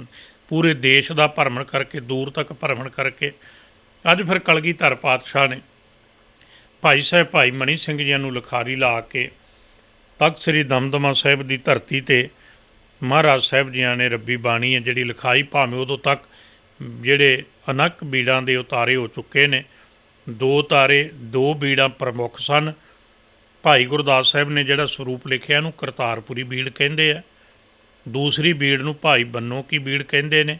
ये मैं तुहाडे सामने खुलासा कर दियां भी उहनूं खारी बीड़ कईयां ने प्रचलित करता। वेखो, सुण तो सुणती गल होर हुंदी। खारी का मतलब सी भाई बन्नों का पिंड आ खारा मांगट, उहदे करके उहनूं कहा सी। उहदे दूजे कारण होर आ भी किसी ने रला पाया उहनूं खारी कहता, वो गल वखरी है। ਇਹ ਤੋਂ ਬਾਅਦ ਫਿਰ ਮਹਾਰਾਜ ਗੁਰੂ ਗੋਬਿੰਦ ਸਿੰਘ ਸਾਹਿਬ ਜੀ ਨੇ ਜਿਹੜਾ ਪਾਵਨ ਸਰੂਪ ਲਿਖਾਇਆ, ਧੰਨ ਗੁਰੂ ਤੇਗ ਬਹਾਦਰ ਸਾਹਿਬ ਮਹਾਰਾਜ ਦੇ 59 ਸ਼ਬਦ ਤੇ 57 ਸ਼ਲੋਕ ਦਰਜ ਕਰਕੇ 116 ਬਣਦੇ। ਇੱਕ ਨੁਕਤਾ ਹੋਰ ਕਵਾਂ, ਮਹਾਰਾਜ ਦੀ ਸੰਪੂਰਨਤਾ ਦੀ ਗੱਲ ਹੈ। ਗੁਰੂ ਗ੍ਰੰਥ ਸਾਹਿਬ ਨਾਲ ਤਲਵੰਡੀ ਤੋਂ ਤਲਵੰਡੀ ਦਾ ਸਫ਼ਰ ਹੈ। ਇੱਧਰ ਗੁਰੂ ਨਾਨਕ ਸਾਹਿਬ ਵਾਲੀ ਤਲਵੰਡੀ ਹੈ, ਉੱਧਰ ਦਮਦਮਾ ਸਾਹਿਬ ਵਾਲੀ ਤਲਵੰਡੀ। ਸੰਪੂਰਨਤਾ ਤੋਂ ਸੰਪੂਰਨਤਾ, ਤਲਵੰਡੀ ਤੋਂ ਤਲਵੰਡੀ ਦਾ ਸਫ਼ਰ है। 116 ਤੋਂ 116 ਪੂਰੇ ਦੀ ਨਿਸ਼ਾਨੀ ਹੁੰਦੀ। ਜਦੋਂ ਕਿਸੇ ਗ੍ਰੰਥ ਦੀ ਸੰਪਾਦਨਾ ਬਾਰੇ ਪੜ੍ਹੋਗੇ ਬੜੀਆਂ ਵੱਡੀਆਂ ਗੱਲਾਂ ਸੀ ਤੇ ਬਹੁਤ ਥੋੜੇ ਪੱਧਰ 'ਤੇ ਸਮਝਦੇ ਹਾਂ। ਵੇਖੋ ਬਾਬਾ ਫਰੀਦ ਸਾਹਿਬ ਦੇ ਸ਼ਬਦ ਅਤੇ ਸ਼ਲੋਕਾਂ ਦੀ ਗਿਣਤੀ ਕਰੋਗੇ ਨਾ, ਉਹ ਤੁਹਾਨੂੰ 134 ਬਣੇਗੇ ਜਦੋਂ ਗਿਣੋਗੇ। ਪਰ ਜਦੋਂ ਉਹਦੇ 'ਚੋਂ ਗੁਰੂ ਸਾਹਿਬ ਦੇ ਸ਼ਲੋਕ ਕੱਢ ਦਿਓਗੇ ਜਿਹੜੇ ਨਾਲ ਨੋਟ ਪੁੱਟ ਕੀਤੇ, ਉਹ 18 ਨੇ। 134 'ਚੋਂ 18 ਕੱਢ ਦਿਓ, ਉਹ 116 ਨੇ। ਔਰ ਗੁਰੂ ਗ੍ਰੰਥ ਸਾਹਿਬ 'ਚ ਭਾਵੇਂ ਕਈਆਂ ਨੇ ਭਗਤ ਜੈਦੇਵ ਨੂੰ ਮੰਨਿਆ, ਪਰ ਬਾਬਾ ਫਰੀਦ ਸਾਹਿਬ ਉਹਨਾਂ ਦਾ ਆਗਮਨ 1173 ਦਾ ਹੈ। ਉਹ ਤੋਂ ਬਾਅਦ 74 'ਚ ਭਗਤ ਜੈਦੇਵ ਜੀ ਨੇ। ਗੁਰੂ ਗ੍ਰੰਥ ਸਾਹਿਬ 'ਚ ਜਿੰਨੇ ਮਹਾਂਪੁਰਸ਼ ਨੇ 36 ਮਹਾਂਪੁਰਖ, ਉਹਨਾਂ 'ਚੋਂ ਸਭ ਤੋਂ ਪਹਿਲਾਂ ਬਾਬਾ ਫਰੀਦ ਸਾਹਿਬ ਹੈ। ਅਤੇ ਜੇ ਆਪਾਂ ਇਤਿਹਾਸ ਮੁਤਾਬਕ ਜ਼ਿਕਰ ਕਰ ਲਈਏ, ਇੱਧਰ ਗੁਰੂ ਤੇਗ ਬਹਾਦਰ ਸਾਹਿਬ ਹੈ, ਪਹਿਲੇ ਬਾਬਾ ਫਰੀਦ ਸਾਹਿਬ, ਫਿਰ ਗੁਰੂ ਤੇਗ ਬਹਾਦਰ ਸਾਹਿਬ। ਉਹਨਾਂ ਦੇ ਬਚਨ ਵੀ 116 ਨੇ ਅਤੇ ਗੁਰੂ ਤੇਗ ਬਹਾਦਰ ਸਾਹਿਬ ਦੇ ਵੀ 116 ਨੇ, 59 ਅਤੇ 57। ਇਸ ਲਈ ਸੰਪੂਰਨਤਾ ਦੀ ਨਿਸ਼ਾਨੀ ਹੈ। ਇਹਦੇ ਪਿੱਛੇ ਕੋਈ ਕਾਰਨ ਹੈ। ਤਲਵੰਡੀ ਤੋਂ ਤਲਵੰਡੀ ਦਾ ਸਫ਼ਰ। ਫਿਰ ਮਹਾਰਾਜ ਗੁਰੂ ਗੋਬਿੰਦ ਸਿੰਘ ਸਾਹਿਬ ਸੱਚੇ ਪਾਤਸ਼ਾਹ ਨੇ ਜਿਹੜਾ ਸਰੂਪ ਉਦੋਂ ਲਿਖਾਇਆ ਜੀ, ਜਦੋਂ ਤੁਸੀਂ ਉਹਨੂੰ ਵਾਚੋਗੇ ਅਤੇ ਇਤਿਹਾਸ ਦੇ ਮੁਤਾਬਕ ਮੈਂ ਤੁਹਾਨੂੰ ਬੇਨਤੀ ਕਰਨ ਲੱਗਾ, ਉਹਦੇ ਮੁਤਾਬਕ ਦਮਦਮੀ ਬੀੜ ਦੇ ਜਿਹੜੇ ਉਦੋਂ ਪੱਤਰੇ ਸਨ, ਇਹ ਤੋਂ ਬਾਅਦ ਇੱਕ ਬੇਨਤੀ ਵਿੱਚੋਂ ਰਹਿ ਗਈ, ਭਾਈ ਬੰਨੋ ਨੇ ਜਿਹੜਾ ਉਤਾਰਾ ਕੀਤਾ ਉਹਦੇ 467 ਪੱਤਰੇ ਸਨ। ਇਹ ਤੋਂ ਬਾਅਦ 855 ਪੱਤਰੇ ਸਨ। ਉਹਦੇ ਅੱਗੇ ਬਹੁਤ ਉਤਾਰੇ ਹੋ ਗਏ। ਇਹ ਗੱਲ ਪੱਕੀ ਹੈ ਕਿ ਉਹ ਸਰੂਪ ਹੈ ਜਿਹੜਾ ਫਿਰ ਵੱਡੇ ਘੱਲੂਘਾਰੇ ਮੌਕੇ ਲੁਪਤ ਹੁੰਦਾ ਹੈ, ਪਰ ਉਹਦੇ ਅੱਗੇ ਉਤਾਰੇ ਹੋ ਚੁੱਕੇ ਨੇ, ਉਹ ਪੰਥ ਨੇ ਸਾਂਭੇ ਨੇ। ਬਾਬਾ ਦੀਪ ਸਿੰਘ ਜੀ ਹੋਰਾਂ ਨੇ 11 ਸਾਲ ਲਾ ਕੇ ਰੱਬੀ ਬਾਣੀ ਦੇ ਉਤਾਰੇ ਕੀਤੇ ਨੇ। ਪਟਨਾ ਸਾਹਿਬ, ਸੱਚਖੰਡ ਸ੍ਰੀ ਹਜ਼ੂਰ ਸਾਹਿਬ, ਉਹ ਤੋਂ ਬਾਅਦ ਫਿਰ ਸੱਚਖੰਡ ਸ੍ਰੀ ਹਰਿਮੰਦਰ ਸਾਹਿਬ, ਅਕਾਲ ਤਖਤ ਸਾਹਿਬ, ਇਹ ਸਰੂਪ ਆਏ। ਇੱਕ ਬੇਨਤੀ ਹੈ, ਫਿਰ ਗਿਆਨੀ ਉੱਤਮ ਸਿੰਘ ਜੀ ਹੋਰਾਂ ਨੇ ਜਿਹੜਾ ਸਰੂਪ ਵੱਡ ਅਕਾਰੀ ਮਹਾਰਾਜ ਦਾ ਲਿਖਿਆ, ਅੱਜ ਤੁਸੀਂ ਜਿਹੜਾ ਸਰੂਪ ਦਰਸ਼ਨ ਕਰਦੇ ਹੋ ਸੱਚਖੰਡ ਸ੍ਰੀ ਹਰਿਮੰਦਰ ਸਾਹਿਬ, ਉਹਦੇ 1527 ਪੰਨੇ ਹੈ ਦੋਵਾਂ ਪਾਸਿਆਂ ਤੋਂ। ਦਿਲ ਕਰਦਾ ਹੁੰਦਾ ਬੜੇ ਸਰੂਪ ਨੇ, ਪਰ ਪ੍ਰਮੁੱਖ ਨੇ ਜਿਹੜੇ। ਇਹ ਤੋਂ ਬਾਅਦ ਮਹਾਰਾਜ ਨੇ ਜਿਹੜਾ ਸਰੂਪ ਲਿਖਿਆ ਦਮਦਮੀ ਬੀੜ, ਉਹਦੇ ਬਹੁਤੇ ਜਿਹੜੇ ਪੱਤਰੇ ਨੇ ਉਹ 855 ਕਰੀਬ ਮਿਲਦੇ ਨੇ। ਪੱਤਰੇ ਲਾਇਓ, ਜਾਂ ਮੈਂ ਕਹਿ ਦਿਆਂ ਵੀ 1910 ਤੁਸੀਂ ਅੰਗ ਕਹਿ ਲਓ। ਇੱਦਾਂ ਗੱਲ ਅੱਗੇ ਚੱਲਦੀ ਆਈ ਅਤੇ ਮਹਾਰਾਜ ਦੀ ਸੱਚੇ ਪਾਤਸ਼ਾਹ ਨੇ ਸੰਪੂਰਨਤਾ ਹੋਈ। ਸੰਪੂਰਨਤਾ ਦੇ ਨਾਲ ਗੁਰਤਾ ਗੱਦੀ ਦਾ ਜ਼ਿਕਰ ਹੈ ਜਿਹੜਾ, ਉਹ ਸਾਧ ਸੰਗਤ ਜੀ ਆਪ ਜੀ ਸੁਣਦੇ ਅਤੇ ਕਰਦੇ ਹੋ। ਪਰ ਦੋ ਕੁ ਨੁਕਤੇ ਮੈਂ ਕਹਿਣੇ, ਕਿਉਂਕਿ 5-7 ਮਿੰਟ ਸਮਾਂ ਹੈ। ਇੱਕ ਵਾਰੀ ਦਾਸ ਨੇ ਮੰਜੀ ਸਾਹਿਬ ਤੋਂ ਬੇਨਤੀ ਕੀਤੀ ਸੀ ਵੀ ਭਾਈ ਗੁਰਦਾਸ ਸਾਹਿਬ ਨੇ ਸ਼ਬਦ ਲਿਖਿਆ ਵੀ ਕੁੱਲ ਪੱਤਰੇ ਬਾਬੇ ਕੇ 974, ਕਿਉਂਕਿ ਇਹਦਾ ਕਾਰਨ ਹੁੰਦਾ ਸੀ ਕੋਈ ਵਿੱਚ ਰਲਾ ਨਾ ਪਵੇ। ਇੱਕ ਗੱਲ ਹੋਰ ਕਹਾਂ, ਰਾਗਮਾਲਾ ਤੋਂ ਪਹਿਲਾਂ ਮਹਾਰਾਜ ਨੇ ਇੱਕ ਨਾਮ ਲਿਖਿਆ ਮੁੰਦਾਵਣੀ। ਜਦੋਂ ਪੁਰਾਣੇ ਬਾਦਸ਼ਾਹ ਹੁੰਦੇ ਸੀ ਨਾ, ਉਹਨਾਂ ਦਾ ਕੋਈ ਖਜ਼ਾਨਾ ਜਾਂਦਾ ਸੀ ਅਤੇ ਉਹ ਖਜ਼ਾਨੇ ਨੂੰ ਉੱਪਰ ਤੋਂ ਮੁੰਦ ਦਿੰਦੇ ਸੀ। ਲੌਕ ਕਰਨ ਨੂੰ ਮੁੰਦਣਾ ਕਹਿੰਦੇ ਆ, ਬੰਦ ਕਰਨਾ ਮੁੰਦਣਾ। ਮੁੰਦਾਵਣੀ ਬੁਝਾਰਤ ਨੂੰ ਵੀ ਕਹਿੰਦੇ ਨੇ। ਬੁਝਾਰਤ ਨੂੰ ਤਾਂ ਕਹਿੰਦੇ ਵੀ ਵਿੱਚ ਕੀ ਹੈ ਪਤਾ ਥੋੜ੍ਹੀ ਹੈ, ਉਹਦਾ ਜਿਹੜਾ ਖੋਲੂਗਾ ਉਹਨੂੰ ਪਤਾ ਲੱਗੂਗਾ ਨਾ। ਮੁੰਦਾਵਣੀ ਵੀ ਸ਼ਬਦ ਵੇਖੋ, ਹੁਣ ਮੁੰਦਾਵਣੀ ਕਿਸੇ ਰਾਗ ਦਾ ਨਾਂ ਨਹੀਂ। ਮੁੰਦਾਵਣੀ ਕੇਵਲ ਇੱਕ ਸ਼ਬਦ ਲਈ ਮਹਾਰਾਜ ਨੇ ਸ਼ਬਦ ਵਰਤਿਆ, ਮੁੰਦਾਵਣੀ ਮਹੱਲਾ ਪੰਜਵਾਂ। ਅਤੇ ਮੁੰਦਾਵਣੀ ਨੂੰ ਕੌਣ ਖੋਲ੍ਹ ਸਕਦਾ ਸੀ? ਇੱਕ ਬਾਦਸ਼ਾਹ ਭੇਜਦਾ ਹੈ, ਦੂਜੇ ਬਾਦਸ਼ਾਹ ਕੋਲ ਅਧਿਕਾਰ ਹੁੰਦਾ ਸੀ ਉਹ ਮੁੰਦਾਵਣੀ ਖੋਲ੍ਹ ਲਵੇ, ਉਹ ਮੁੰਦੀ ਚੀਜ਼ ਨੂੰ ਖੋਲ੍ਹ ਲਵੇ। ਇਹਦੇ ਵਿੱਚ ਕੀ ਹੈ? ਜੇ ਉਹਦੇ 'ਚ ਕੋਈ ਵਾਧਾ ਕਰਨਾ ਚਾਹੇ ਉਹ ਕਰ ਸਕਦਾ, ਉਹਦੇ 'ਚ ਫੇਕ ਲੈਂਦਾ। ਗੁਰੂ ਅਰਜਨ ਦੇਵ ਸਾਹਿਬ ਦੀ ਪਾਈ ਮੁੰਦਾਵਣੀ ਸੰਪੂਰਨਤਾ ਦਿਵਸ ਨਾਲ ਜੁੜੀ ਗੱਲ ਹੈ। ਇੱਕ ਕਲਗੀਆਂ ਵਾਲੇ ਨੇ ਫਿਰ ਦਮਦਮਾ ਸਾਹਿਬ ਖੋਲ੍ਹੀ ਹੈ ਅਤੇ ਉਹ ਮੁੰਦਾਵਣੀ ਨੂੰ ਖੋਲ੍ਹ ਕੇ ਮਹਾਰਾਜ ਉਸ ਗੁਰਤਾ ਗੱਦੀ 'ਤੇ ਨੇ। ਮਹਾਰਾਜ ਨੇ ਹੋਰ ਵਾਧਾ ਕੀਤਾ ਹੈ। ਇਸ ਤਰੀਕੇ ਨਾਲ ਸਾਧ ਸੰਗਤ ਜੀ ਇਹ ਪਾਵਨ ਸਰੂਪ ਹੈ ਜਿਹੜਾ ਗੁਰੂ ਤੇਗ ਬਹਾਦਰ ਸਾਹਿਬ ਦੀ ਬਾਣੀ ਦਰਜ ਕਰਕੇ ਮਹਾਰਾਜ ਨੇ ਤਿਆਰ ਕੀਤਾ। ਅਗਲੀ ਗੱਲ, ਫਿਰ ਜਿਹੜੇ 1430 ਅੰਗ ਨੇ, ਇਹ ਬੜੀ ਜ਼ਰੂਰੀ ਗੱਲ ਹੈ। ਉਸ ਤੋਂ ਬਾਅਦ ਮੇਰੇ ਧਿਆਨ 'ਚ ਆਈ ਵੀ ਵਾਕਿਆ ਸੰਗਤ ਵਿੱਚ ਕਈ ਵਾਰੀ ਗੱਲ ਰਹਿ ਜਾਂਦੀ। ਕਈਆਂ ਫਿਰ ਫੋਨ ਕਰਕੇ ਪੁੱਛਿਆ ਵੀ ਫਿਰ 1430 ਕਿੱਦਾਂ ਹੋਏ। ਇਹ ਹੁਣ ਸੁਣਿਓ, ਇਹਨੂੰ ਮੈਂ ਥੋੜ੍ਹਾ ਜਿਹਾ ਬਿਕਰਮੀ ਸੰਮਤ ਵਿੱਚ ਕਹਾਂ ਅਤੇ ਸਾਧ ਸੰਗਤ ਜੀ 1616 ਅਤੇ 1916 ਅਤੇ 17 ਬਿਕਰਮੀ ਸੰਮਤ ਹੈ। ਚਲੋ ਇਹਦੇ 'ਚੋਂ ਤੁਸੀਂ ਜਿਹੜੇ 57 ਘਟਾ ਦਿਓ, 16 ਉਹ ਅਤੇ 41 ਉਹ, ਇਹ 1859-60 ਦੀ ਗੱਲ ਹੈ। ਲਾਹੌਰ ਦੇ ਵਿੱਚ ਇੱਕ ਪ੍ਰੈਸ ਲੱਗੀ, ਉਹਨੂੰ ਸ਼ੇਰਾਂ ਵਾਲਾ ਗੇਟ ਹੈ ਲਾਹੌਰ ਅੱਜ ਵੀ। ਕੋਹੇ ਨੂਰ ਜੰਤਰਾਲਿਆ ਉਹ ਪ੍ਰੈਸ ਦਾ ਨਾਮ ਹੈ। ਉਹਦੇ ਮਾਲਕ ਦਾ ਨਾਂ ਸੀ, ਸੇਠ ਸੀ ਹਰਸੁਖ ਰਾਏ। ਹਰਸੁਖ ਰਾਏ ਨਾ ਉਹਦੇ ਮਨ 'ਚ ਗੁਰਬਾਣੀ ਲਈ ਭਾਵਨਾ ਸੀ, ਉਹਦਾ ਕੋਈ ਬਿਜ਼ਨਸ ਲਈ ਨਹੀਂ ਸੀ ਪਹਿਲਾਂ। ਉਹ ਫਿਰ ਨਾ ਜੀ ਅਕਾਲ ਤਖਤ ਸਾਹਿਬ 'ਤੇ ਆਇਆ ਪੰਥ ਦੇ ਕੋਲ। ਹਰਸੁਖ ਰਾਏ ਕਹਿਣ ਲੱਗਾ ਵੀ ਮੈਂ ਪ੍ਰੈਸ ਲਾਈ ਹੈ, ਅੱਜ ਵਾਂਗੂ ਨਹੀਂ ਸੀ ਹੁੰਦਾ, ਪਹਿਲਾਂ ਟਾਈਪਿੰਗ ਹੁੰਦੀ ਸੀ, ਹੱਥ ਲਿਖਤ ਆਇਆ, ਫਿਰ ਹੱਥ ਲਿਖਤ ਤੋਂ ਪੱਥਰ ਛਾਪੇ ਦੀਆਂ ਬੀੜਾਂ ਹੁੰਦੀਆਂ ਸੀ। ਪੱਥਰ ਛਾਪਾ ਸਮਝ ਲਓ, ਜਿਵੇਂ ਹੁਣ ਥੋੜ੍ਹਾ ਟਾਈਮ ਪਹਿਲਾਂ ਐਡਵਰਟਾਈਜ਼ਮੈਂਟ ਦੇਣ ਵਾਲੇ ਕਰਦੇ ਸੀ ਵੀ ਇੱਕ ਜਿਹਨੂੰ ਆਪਾਂ ਕਹਿੰਦੇ ਲੋਹੇ ਦਾ ਪੱਤਰਾ ਬਣਾ ਕੇ ਉੱਤੇ ਕੁਝ ਲਿਖ ਦਿੰਦੇ ਸੀ, ਅਤੇ ਫਿਰ ਉਹਨੂੰ ਉੱਪਰ ਤੋਂ ਜਿਹੜਾ ਉਹ ਚੇਪ ਦਿੰਦੇ ਸੀ, ਉਹ ਲਿਖਿਆ ਜਾਂਦਾ। ਇਹਨੂੰ ਪੱਥਰ ਛਾਪਾ ਉਦੋਂ ਇਸ ਤਰੀਕੇ ਨਾਲ ਹੁੰਦਾ ਸੀ। ਉਹ ਤੋਂ ਬਾਅਦ ਫਿਰ ਟਾਈਪਿੰਗ ਆਈ, ਟਾਈਪਿੰਗ ਹੁੰਦੀ ਸੀ ਪ੍ਰੈਸ ਦੀ, ਤੁਸੀਂ ਜਾਣਦੇ ਹੋ, ਕੱਲ੍ਹ ਤੱਕ ਗੱਲਾਂ ਰਹੀਆਂ। ਹਰਸੁਖ ਰਾਏ ਜਦੋਂ ਆਇਆ, ਉਹਨੇ ਪੰਥ ਕੋਲ ਬੇਨਤੀ ਕੀਤੀ ਵੀ ਮੈਂ ਛਾਪਣਾ ਚਾਹੁੰਦਾ, ਪਰ ਮੈਨੂੰ ਇਹ ਨਹੀਂ ਪਤਾ ਲੱਗਦਾ ਵੀ ਮੈਂ ਭਾਈ ਗੁਰਦਾਸ ਕਰਤਾਰਪੁਰੀ ਬੀੜ ਛਾਪਾਂ, ਬੰਨੋ ਵਾਲੀ ਛਾਪਾਂ, ਜਾਂ ਸੰਪੂਰਨਤਾ ਦਿਵਸ ਇਹਨੂੰ ਦਮਦਮੀ ਬੀੜ ਕਹਿੰਦੇ ਵੀ ਦਮਦਮੀ ਬੀੜ ਛਾਪਾਂ। ਪੰਥ ਨੇ ਕਿਹਾ ਵੀ ਅਸੀਂ ਤਾਂ ਕੁਝ ਨਹੀਂ ਕਰ ਸਕਦੇ, 5 ਸਿੰਘ ਸਾਹਿਬਾਨਾਂ ਨੇ। ਇਹ ਲੰਮਾ ਟਾਈਮ ਗੱਲ ਚੱਲਦੀ ਰਹੀ, ਸਾਲ 2 ਸਾਲ। ਫਿਰ ਇੱਕ ਫੈਸਲਾ ਹੋਇਆ ਜੀ, ਉਹ ਫੈਸਲਾ ਕੀ ਸੀ, ਇਸ ਤਰੀਕੇ ਨਾਲ ਫਿਰ 3 ਕਾਗਜ਼ ਲੈ ਗਏ। ਇੱਕ 'ਤੇ ਲਿਖਿਆ ਗਿਆ ਕਰਤਾਰਪੁਰੀ ਬੀੜ, ਇੱਕ 'ਤੇ ਲਿਖਿਆ ਗਿਆ ਭਾਈ ਬੰਨੋ ਵਾਲੀ ਬੀੜ, ਇੱਕ 'ਤੇ ਲਿਖਿਆ ਗਿਆ ਦਮਦਮੀ ਬੀੜ। ਇਹ ਕਾਗਜ਼ ਫਿਰ ਹਰਿਮੰਦਰ ਸਾਹਿਬ ਅੰਦਰ ਬਕਾਇਦਾ ਅਰਦਾਸ ਹੋਈ, ਅਰਦਾਸ ਕਰਕੇ ਉਹ ਕਾਗਜ਼ ਹਰ ਕੀ ਪੌੜੀ 'ਤੇ ਪਾਏ ਗਏ ਵੀ ਜਿਹੜਾ ਤਾਰ ਆਏਗਾ ਉਹ ਛਾਪ ਦਿਆਂਗੇ। 2 ਘੰਟੇ ਉਹ ਕਾਗਜ਼ ਡੁੱਬੇ ਰਹੇ।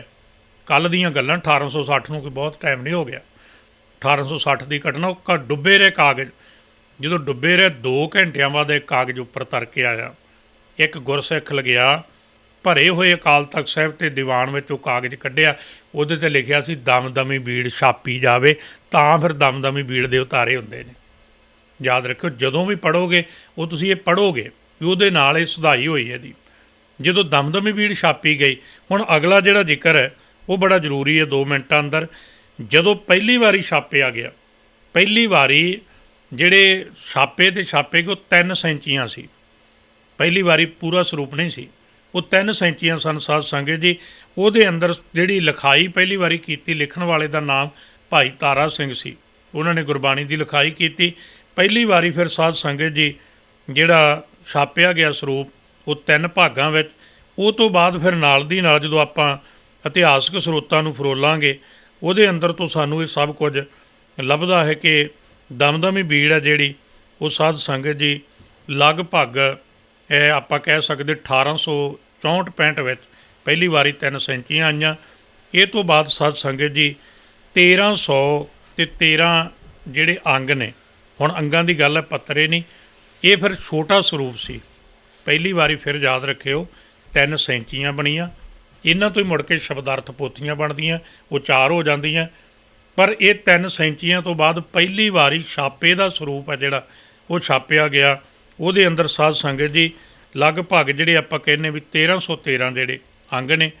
ਇਹ ਤੋਂ ਬਾਅਦ ਫਿਰ ਪੱਕੇ ਤੌਰ 'ਤੇ ਜਦੋਂ ਇਹ ਸਰੂਪ ਨਿਰਧਾਰਿਤ ਕੀਤਾ ਗਿਆ, ਫਿਰ 1430 ਅੰਗ 1313 ਤੋਂ ਬਾਅਦ ਵੀ ਹੁਣ ਪੱਕੇ ਕਰ ਦਿੱਤੇ ਜਾਣੇ। ਪੰਥ ਨੇ ਫੈਸਲਾ ਕੀਤਾ ਵੀ ਕਦੇ ਕਿੰਨੇ ਇੱਦਾਂ ਨਾ ਹੋਵੇ। ਉਦੋਂ ਫਿਰ ਸਾਧ ਸੰਗਤ ਜੀ ਇਹ ਲਗਭਗ 1902 ਅਤੇ 3 ਵਿੱਚ ਹੋਇਆ, ਜਿਹੜੇ ਮਹਾਰਾਜ ਦੇ 1430 ਅੰਗ ਨੇ। ਪੱਕੇ ਤੌਰ 'ਤੇ 1430 ਅੰਗਾਂ ਦਾ ਪਾਵਨ ਸਰੂਪ ਤਿਆਰ ਹੋ ਗਿਆ। ਫਿਰ 1952 ਵਿੱਚ ਪੱਕੇ ਤੌਰ 'ਤੇ ਛਾਪੇ ਦੀ ਪ੍ਰੈਸ ਸ਼੍ਰੋਮਣੀ ਕਮੇਟੀ ਦੁਆਰਾ ਲਾਈ ਗਈ। ਇਹ ਯਤਨ ਕੀਤਾ ਸਮੇਂ ਦੀ ਹਦੂਦ ਵਿੱਚ ਮਹਾਰਾਜ ਗੁਰੂ ਗ੍ਰੰਥ ਸਾਹਿਬ ਜੀ ਦੀ ਸੰਪੂਰਨਤਾ ਬਾਰੇ, ਭਾਸ਼ਾਵਾਂ ਬਾਰੇ, ਸ਼ਾਹੀ ਬਾਰੇ, ਕਲਮ ਬਾਰੇ, ਕਾਗਜ਼ ਬਾਰੇ ਅਤੇ ਲਿਖਣ ਦੇ ਸਥਾਨਾਂ ਬਾਰੇ, ਉਤਾਰੇ ਕਰਨ ਵਾਲੇ ਸਿੱਖਾਂ ਬਾਰੇ। ਇਹ ਬੜੀਆਂ ਲੰਮੀਆਂ ਘਾਲਣਾ ਨੇ ਅਤੇ ਲੰਮੇ ਚੌੜੇ ਵਿਸ਼ੇ ਨੇ। ਗੁਰੂ ਮਿਹਰ ਕਰੇ ਆਪ ਨੂੰ ਫਿਰ ਸਮੂਹ ਸੰਗਤ ਨੂੰ ਸਤਿਗੁਰੂ ਗੁਰੂ ਗ੍ਰੰਥ ਸਾਹਿਬ ਜੀਆਂ ਦੇ ਸੰਪੂਰਨਤਾ ਦਿਵਸ ਦੀ ਲੱਖ ਲੱਖ ਵਧਾਈ ਹੋਵੇ। ਨਾਲ ਫਿਰ ਚੇਤੇ ਕਰਾ ਦਿਆਂ, ਮਹਾਰਾਜ ਧੰਨ ਗੁਰੂ ਰਾਮਦਾਸ ਸਾਹਿਬ ਜੀ ਦਾ ਜੋਤੀ ਜੋਤ ਦਿਵਸ ਵੀ ਹੈ। ਸਮੁੱਚੇ ਅਕਾਲ ਤਖਤ ਸਾਹਿਬ ਸੱਚੇ ਪਾਤਸ਼ਾਹ ਧੰਨ ਗੁਰੂ ਗ੍ਰੰਥ ਸਾਹਿਬ ਜੀਆਂ ਦੇ ਸੰਪੂਰਨਤਾ ਦਿਵਸ ਦੀ ਸਮੁੱਚੇ ਅਕਾਲ ਚੈਨਲ ਵੱਲੋਂ ਆਪ ਨੂੰ ਵਧਾਈ। ਭਾਈ ਸਾਹਿਬ ਭਾਈ ਅਮਰੀਕ ਸਿੰਘ ਜੀ ਕੂਨਰ ਤਿੰਨਾਂ ਦੇ ਉਦਮ ਸਦਕਾ। ਔਰ ਕਮਾਲ ਦੀ ਬਾਤ ਇਹ ਹੈ ਕਿ ਆਪ ਸ਼ਾਇਦ ਇਸ ਗੱਲ ਨੂੰ ਜਾਣਦੇ ਹੋਵੋ, ਨਹੀਂ ਜਾਣਦੇ ਤੇ ਸਮਝਿਓ ਵੀ ਇੱਕ ਐਸਾ ਚੈਨਲ ਹੈ ਜਿੱਥੇ ਬਕਾਇਦਾ ਮਹਾਰਾਜ ਗੁਰੂ ਗ੍ਰੰਥ ਸਾਹਿਬ ਜੀ ਦਾ ਅੰਮ੍ਰਿਤ ਵੇਲੇ ਤੋਂ ਲੈ ਕੇ ਪ੍ਰਕਾਸ਼ਮਾਨ ਹੋ ਕਰਕੇ ਨਿਤਨੇਮ ਹੁੰਦਾ ਹੈ, ਸੋਦਰ ਹੁੰਦੀ, ਸੋਹਿਲਾ ਸਾਹਿਬ ਹੁੰਦਾ, ਮਹਾਰਾਜ ਦੇ ਸੁਖ ਆਸਨ ਹੁੰਦੇ ਨੇ। ਇੱਦਾਂ ਕਹਿ ਸਕਦੇ ਆਪਾਂ ਵੀ ਧਰਮਸ਼ਾਲਾ ਦਾ ਇੱਕ ਰੂਪ ਹੈ, ਕੇਵਲ ਚੈਨਲ ਨਹੀਂ। ਇਹਦੇ ਲਈ ਸਮੁੱਚਾ ਪ੍ਰਬੰਧਕ ਭਾਈ ਅਮਰੀਕ ਸਿੰਘ ਜੀ ਕੂਨਰ ਅਤੇ ਸਮੁੱਚੇ ਪ੍ਰਬੰਧਕ ਢਾਂਚੇ ਨੂੰ ਮੈਂ ਵਧਾਈ ਵੀ ਦਿੰਦਾ। ਸਤਿਗੁਰੂ ਕਿਰਪਾ ਕਰਨ, ਇਸੇ ਤਰ੍ਹਾਂ ਆਪ ਜੀਆਂ ਤੋਂ ਦਰ ਘਰ ਪੰਥ ਪ੍ਰਚਾਰ ਦੀ ਸੇਵਾ ਲੈਂਦੇ ਰਹਿਣ ਅਤੇ ਸੰਗਤਾਂ ਦੇ ਸਨਮੁਖ ਰਾਇਆ ਭਾਈ ਸਾਹਿਬ ਭਾਈ ਮਹਿੰਦਰ ਸਿੰਘ ਜੀ ਹਮਦਰਦ ਬੜਾ ਪਿਆਰ ਬਖਸ਼ਦੇ ਨੇ ਹਰ ਵਾਰ, ਉਹਨਾਂ ਨੇ ਆਪ ਜੀ ਦੇ ਦਰਸ਼ਨ ਕਰਾਏ ਨੇ। ਤਿੰਨਾਂ ਦਾ ਧੰਨਵਾਦ। ਧੰਨ ਗੁਰੂ ਗ੍ਰੰਥ ਸਾਹਿਬ ਮਹਾਰਾਜ ਸੱਚੇ ਪਾਤਸ਼ਾਹ ਦਾ ਸਭ ਤੋਂ ਵੱਧ ਹਾਰਦਿਕ ਕੋਟਾਨ ਕੋਟ ਧੰਨਵਾਦ। ਬੇਅੰਤ ਭੁੱਲਾਂ ਹੋ ਗਈਆਂ ਹੋਣਗੀਆਂ ਉਦਾਸ ਦੀਆਂ ਸਮਝ ਕੇ ਛੱਡਿਓ। ਬਚਨ ਗੁਰਬਾਣੀ ਗੁਰਮਤਿ ਦੇ ਜਾਣ ਕੇ ਆਪਣੇ ਹਿਰਦਿਆਂ 'ਤੇ ਵਸਾਇਓ। ਹੋਰ ਵੀ ਯਤਨ ਕਰਿਓ ਆਪ ਤੁਹਾਡੀ ਜਾਣਕਾਰੀ 'ਚ ਵਾਧਾ ਹੋਵੇ। ਆਪਣੇ ਸਰੋਤਾਂ ਨੂੰ ਪੜ੍ਹੋ, ਮਹਾਰਾਜ ਦੀ ਰੱਬੀ ਬਾਣੀ ਨੂੰ ਪੜ੍ਹੋ, ਫਿਰ ਇਹ ਲੋਕ ਸੁਖੀਏ ਪਰਲੋਕ ਸੁਹੇਲੇ। ਨਾਨਕ ਹਰ ਪ੍ਰਭ ਆਪੇ ਮੇਲੇ। ਸਭ ਦਾ ਹਾਰਦਿਕ ਧੰਨਵਾਦ। ਵਾਹਿਗੁਰੂ ਜੀ ਕਾ ਖਾਲਸਾ, ਵਾਹਿਗੁਰੂ ਜੀ ਕੀ ਫਤਿਹ।